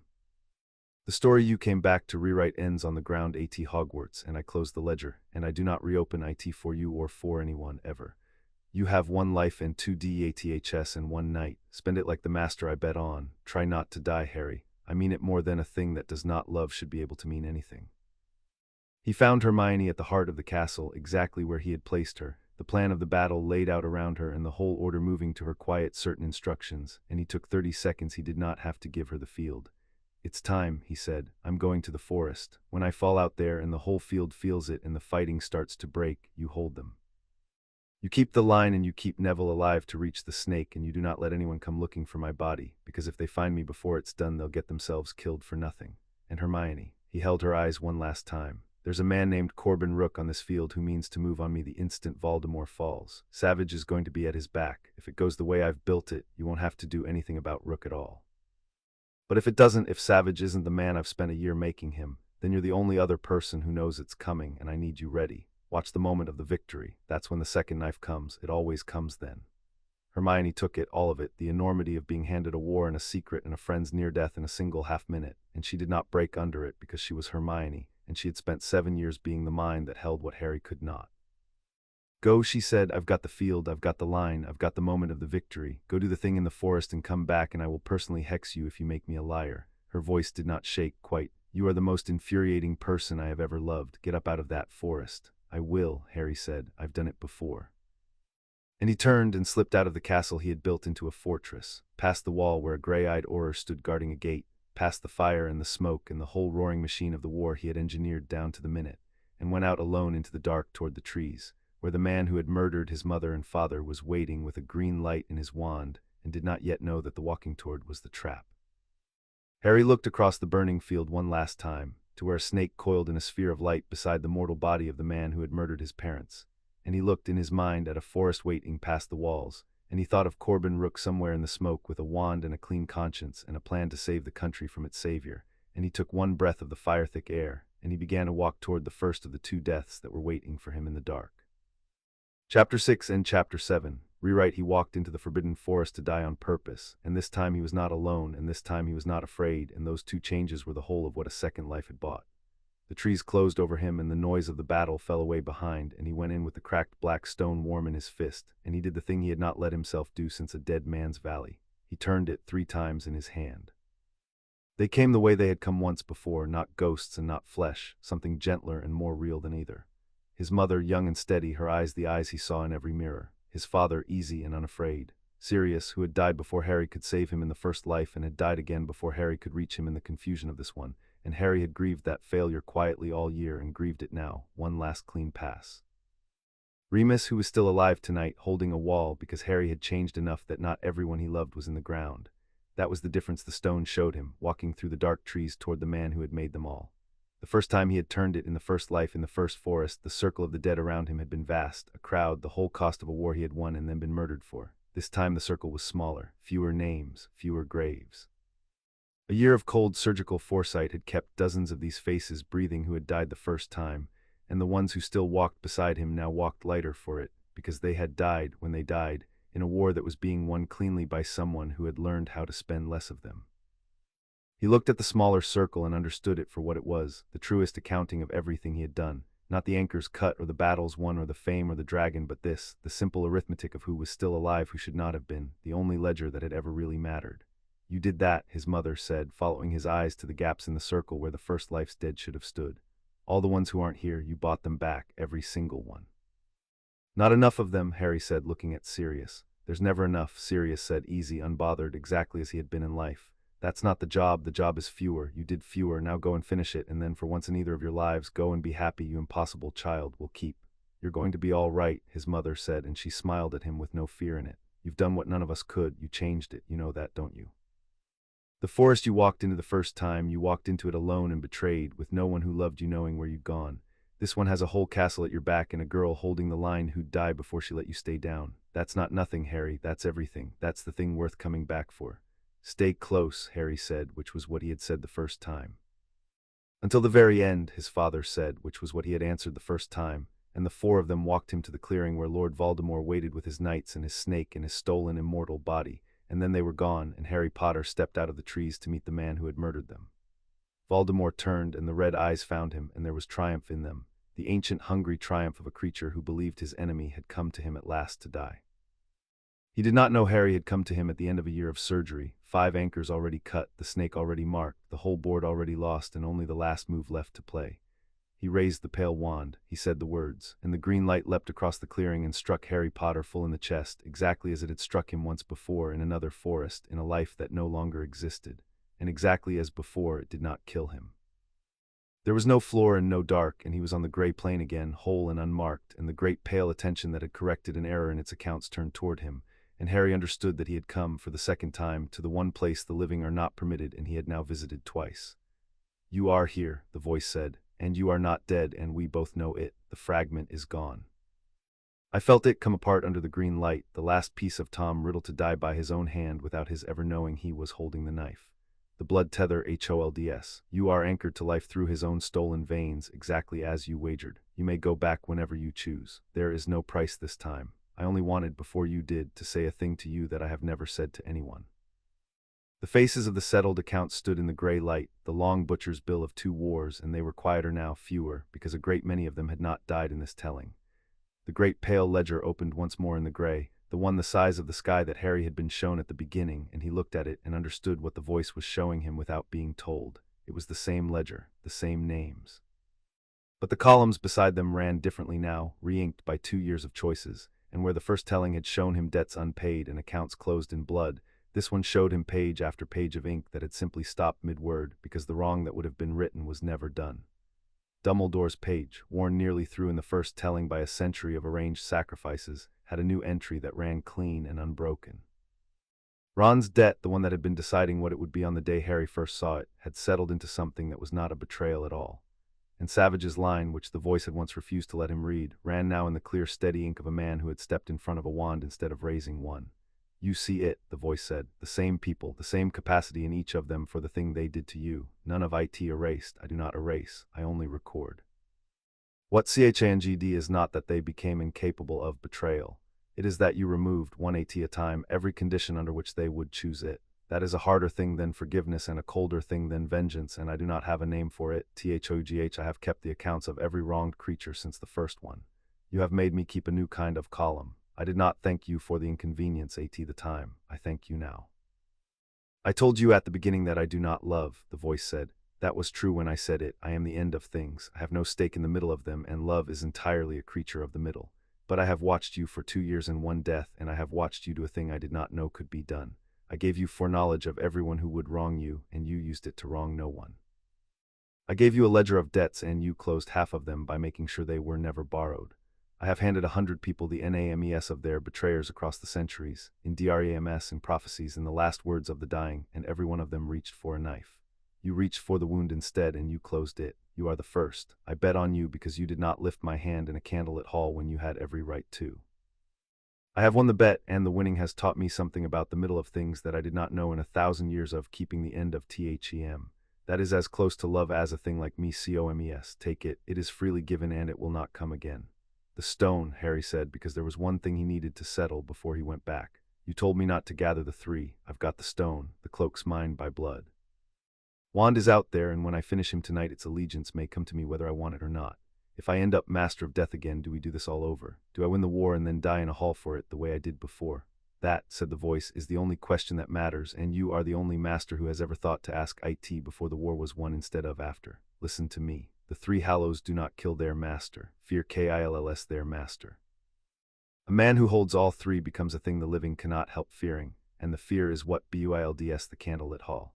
You have spent a whole life unbuilding that fear in every person who might hold a wand against you. So the power is no longer the danger it was because you have changed the hands that would answer it. But I will give you an old one's counsel free, the last thing I owe you. When the war is won, bury the stone where no grieving fool will find it. Leave the wand's power to die with its last true master. Keep only the cloak, which is the one of the three that has ever been about protection and not power. Be the master of death who chose not to be. No one has ever chosen it. You will be the first of that, too. I'll bury it, Harry said. I already meant to. I just wanted to hear you say I could.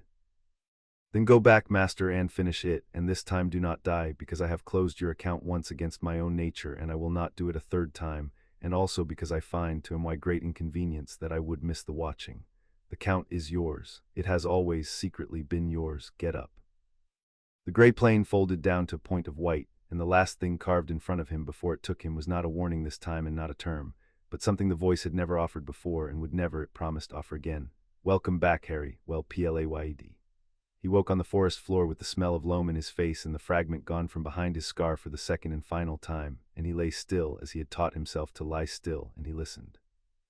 Voldemort was crowing to his knights. Potter was dead. The chosen one had come to him and knelt and died, and now there was nothing left in all the world to stand between the Dark Lord and the castle. Harry lay on the ground and let him crow, because the crowing was part of it, and because somewhere out beyond the trees, a plan he had spent a winter laying was about to close its jaws, and the crowing was the sound of a man who did not yet know his own life had already ended in a shining sphere he had brought onto the field himself. They carried Harry's supposed body back to the walls of Hogwarts, back to the fortress, and Voldemort marched at the head of his army to display his triumph and break the last of the defenders' will. And the defenders looked at the limp shape in Hagrid's arms and their hearts went out of them, exactly as Voldemort intended, exactly as Harry had known they would, and for one terrible planned moment it looked like the first life's ending all over again, the hero fallen, the dark victorious, the story lost. Then Neville Longbottom, who had promised he would not wait, did not wait. He came out of the broken line with the sword of Gryffindor already swinging, and Voldemort's snake was there, drawn onto the field at its master's side because its master could not bear to leave the last of his life anywhere he could not see it. And Neville took the serpent's head off in a single stroke of goblin silver in front of the whole army and the whole castle and the Dark Lord himself, and the last true anchor of Tom Riddle's soul died screaming on the grass, and in the same instant one motion. No gap for the burning, Lord Voldemort became a mortal man and did not yet understand that he had. And Harry got up. He came off Hagrid's arms and onto his feet in front of 100 witnesses, whole and alive and terrible, and the sound that went through the two armies was like nothing either of his lives had heard, the defenders' despair turning inside out into something incandescent, the Death Eaters' triumph curdling into the first taste of the thing their master had made them to escape. Voldemort turned, and the red eyes found the enemy he had killed standing alive with a wand in his hand, and for the first time in 50 years Lord Voldemort felt the specific cold that every mortal creature carries in its chest. The cold he had murdered his own soul into 7 pieces to outrun, and now every piece was gone and there was only the man, only Tom Riddle, standing in a ruined courtyard in a body he could no longer keep. "Let me tell you how this ends," Harry said into the ringing silence, and his voice was the flat one, the hall one, and it carried to every corner of the field. "Because I already know, I've known for 2 years. You made yourself into 7 pieces so you'd never have to feel what you're feeling right now, and one by one all year while you thought you were fighting a schoolboy, I cut every piece away. The ring, the diary before it, the locket, the diadem, the cup, the snake just now in front of everyone. And the last piece, the one you didn't even know you were carrying, you destroyed yourself an hour ago in a forest with your own green light. There's nothing holding you here anymore, Tom. You're just a man. You've been terrified of being just a man your whole life, and now at the end of it, that's all you are, and there's a whole courtyard full of people watching you find out. You're wondering how," Harry said, circling wand loose and low while the courtyard held its breath around them. "How a schoolboy did this to you. I'll tell you because you've earned one true answer at the end of 50 years of lies. It wasn't power. You always had more raw power than me, and you still do. It was that you could never once imagine anyone choosing not to fear death, and so you could never imagine what a person becomes when they've already met it and walked back. I've been where you spent your whole life running from Tom, twice. It's not so terrible, it's quiet. And a man who isn't afraid of the quiet can do arithmetic you never could, because every sum you ever worked had the same hidden term in it, the same terror in the corner of the page, and it made all your answers wrong. He let the noir into it, flat and merciless. You made yourself a monster to escape being a man. I made myself patient. Guess which one of those beats the other in the end. They dueled, and it was not long because it did not need to be. Voldemort fought with all the stolen power of half a century, curses that cracked the flagstones and boiled the air, the whole terrible arsenal of a wizard who had spent decades learning to kill. And Harry met it with the craft of a man who had climbed from 37 to the far side of 140 in a single year of relentless purpose, but the craft was not the thing that won it. He gave ground and took it, wove shields out of the very stones, turned the Dark Lord's own killing fire back against the pillars, and let Voldemort spend himself because Harry had, past all of the power, the one advantage no amount of it could answer. He was not afraid to die, and Voldemort, for the first time in his long, unnatural existence, was. Fear makes the hand shake. It made Tom Riddle's shake now. And in the end, the Dark Lord's own killing curse rebounded off a wand that would not serve him against its true master and struck him down, and Lord Voldemort fell and was a corpse, an ordinary mortal corpse, and did not rise and would never rise because there was nothing left of him anywhere in the world to rise from. The war was over. Harry stood in the wreckage of the courtyard with the body of his enemy at his feet and a castle full of people he had saved roaring his name, and it was the exact moment in his first life that the second knife had begun to slide from its sheath. He did not have to look for it. He had built the whole night around knowing precisely when it would come.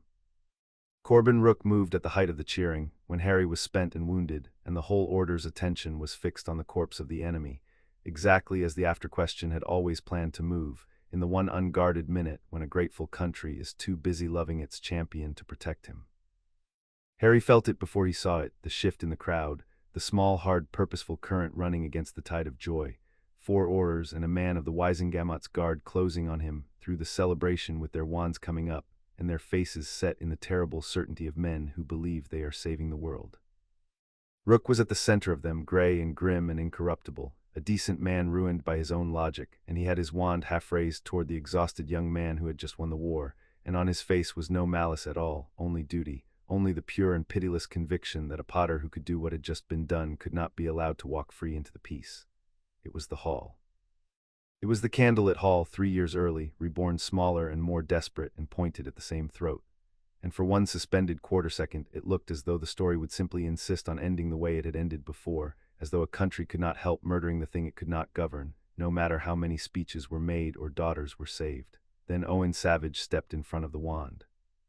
He had been at Rook's back, exactly where Harry had asked through Snape that he be placed, the honest man inside the cell's own ranks, and when the moment came and Rook's wand came up, Owen Savage did the thing that unmade a whole life's arithmetic. He did not turn his face away. He turned it toward the danger. He put his own body between Corbin Rook's wand and Harry Potter, and he raised his own wand not at Harry, but at the men he had served beside for 20 years, and his gray eyes were wet and his voice was steady. "No," Savage said, "not this, not tonight, not ever." The cell stopped. Rook's face broke for the first time out of its certainty and into something like anguish. "Owen," he said, "you know what he is, you know what he'll become. This is the only window we'll ever get. If we don't do it now while he's spent, we never can, and then we live in his world at his mercy forever. I'm not doing this because I hate him. I'm doing this because I love the same things you do, and one of them is a country where no single man is above the law, and that boy is about to become exactly that, and you know it." "I know he saved my daughters," Savage said, and his voice cracked, and he did not lower his wand. "I didn't know it until an hour ago when he asked through Snape that I be the man at his back tonight, and I finally understood why a routine patrol had such lucky timing the night the raid came for my cottage. He was in my garden, Corbin. He took 4 Death Eaters out of it without ever knocking on my door, without ever telling me, without ever once trying to make me owe him. He saved everything I have, and he made sure I'd never feel the debt. And then tonight, when he could have used any weapon in the world to stop us, he didn't warn me about you, and he didn't accuse you, and he didn't send Aurors to arrest you.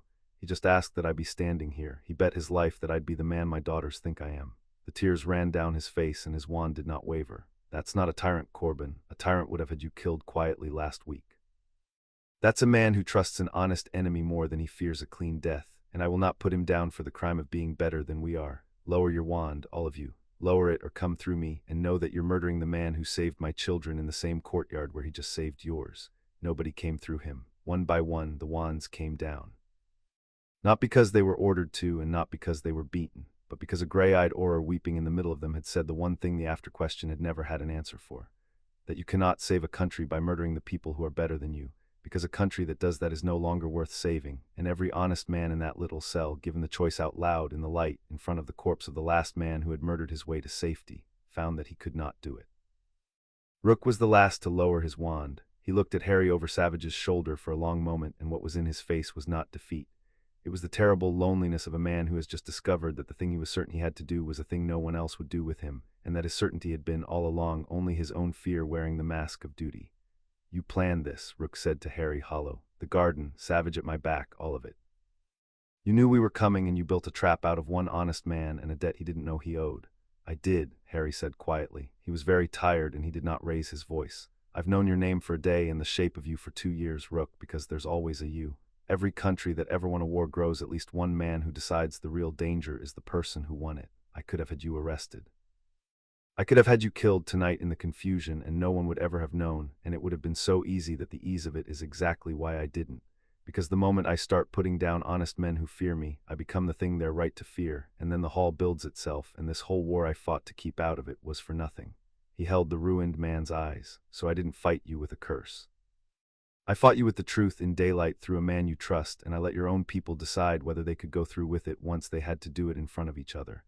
That's the only way anyone ever wins the war you're fighting. You don't kill the fear. You make people look at it out loud together until they're ashamed of it. Go home, Rook. You're not under arrest, you're just seen.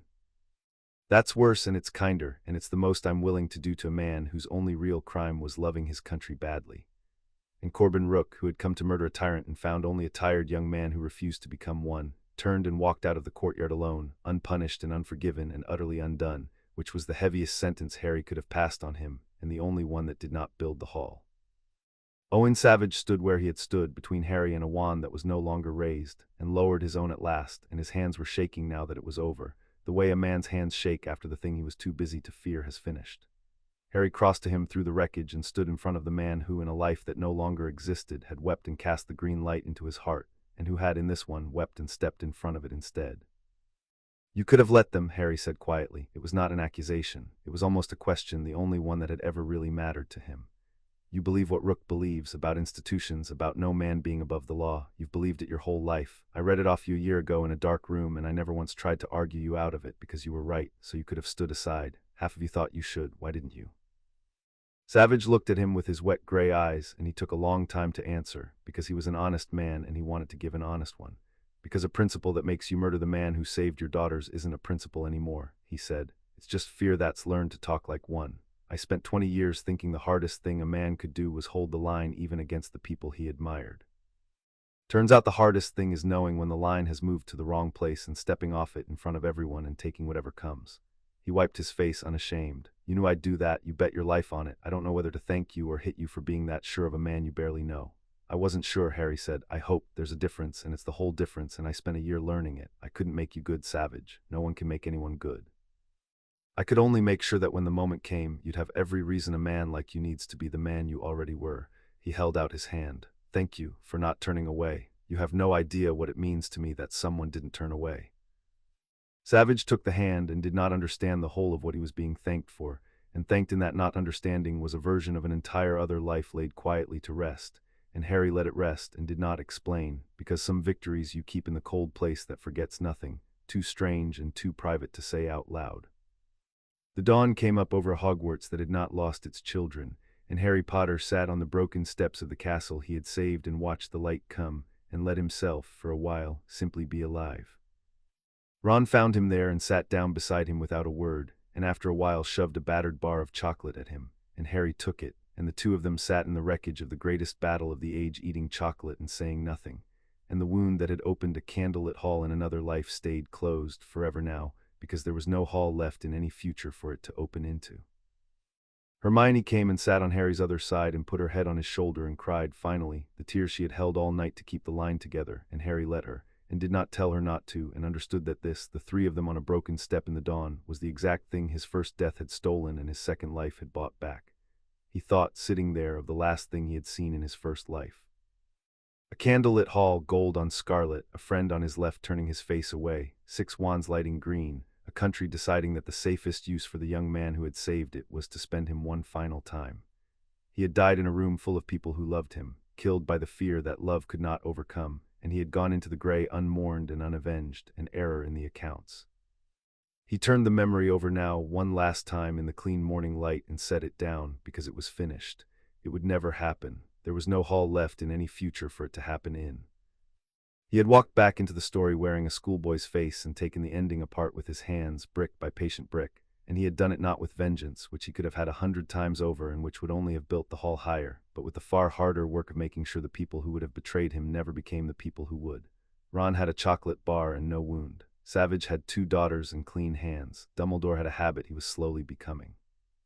Scrimgeour had a story he would tell in a chamber where the word contingency would now die unspoken. And Harry Potter had, for the first time in either life, a morning that belonged to no one but himself. The voice had asked him once on a gray plain whether he understood the difference between vengeance and foreknowledge, and had warned him that the angry cannot tell them apart. He understood it now, wholly, sitting in the dawn between his 2 oldest friends. Vengeance is what you do to the people who wronged you. Foreknowledge is what lets you make sure they never do.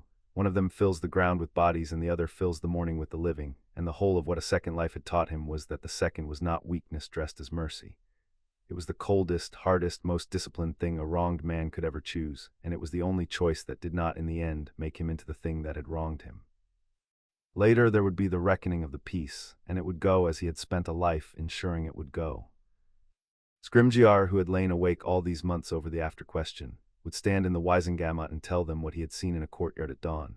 A young man who won a war and then refused in front of everyone to become its king. And the word contingency would never be spoken in that chamber again, because the country had watched the after-question march up in the shape of Corbin Rook's little cell, and had watched an honest Auror weep and step in front of the wand, and had decided out loud together which of the two it wanted to be.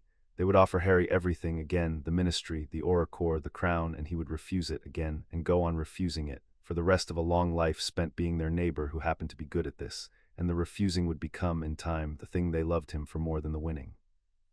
Dumbledore would live out the years he had not been going to have, and he would spend them, to Harry's quiet astonishment, becoming the man he had pretended to be for a century and never quite managed to be, a teacher who arranged no more sacrifices, who made no more necessary deaths, who had learned at 115 from a student who came back from the end of the world that you do not have to spend the people you love to save the things you love.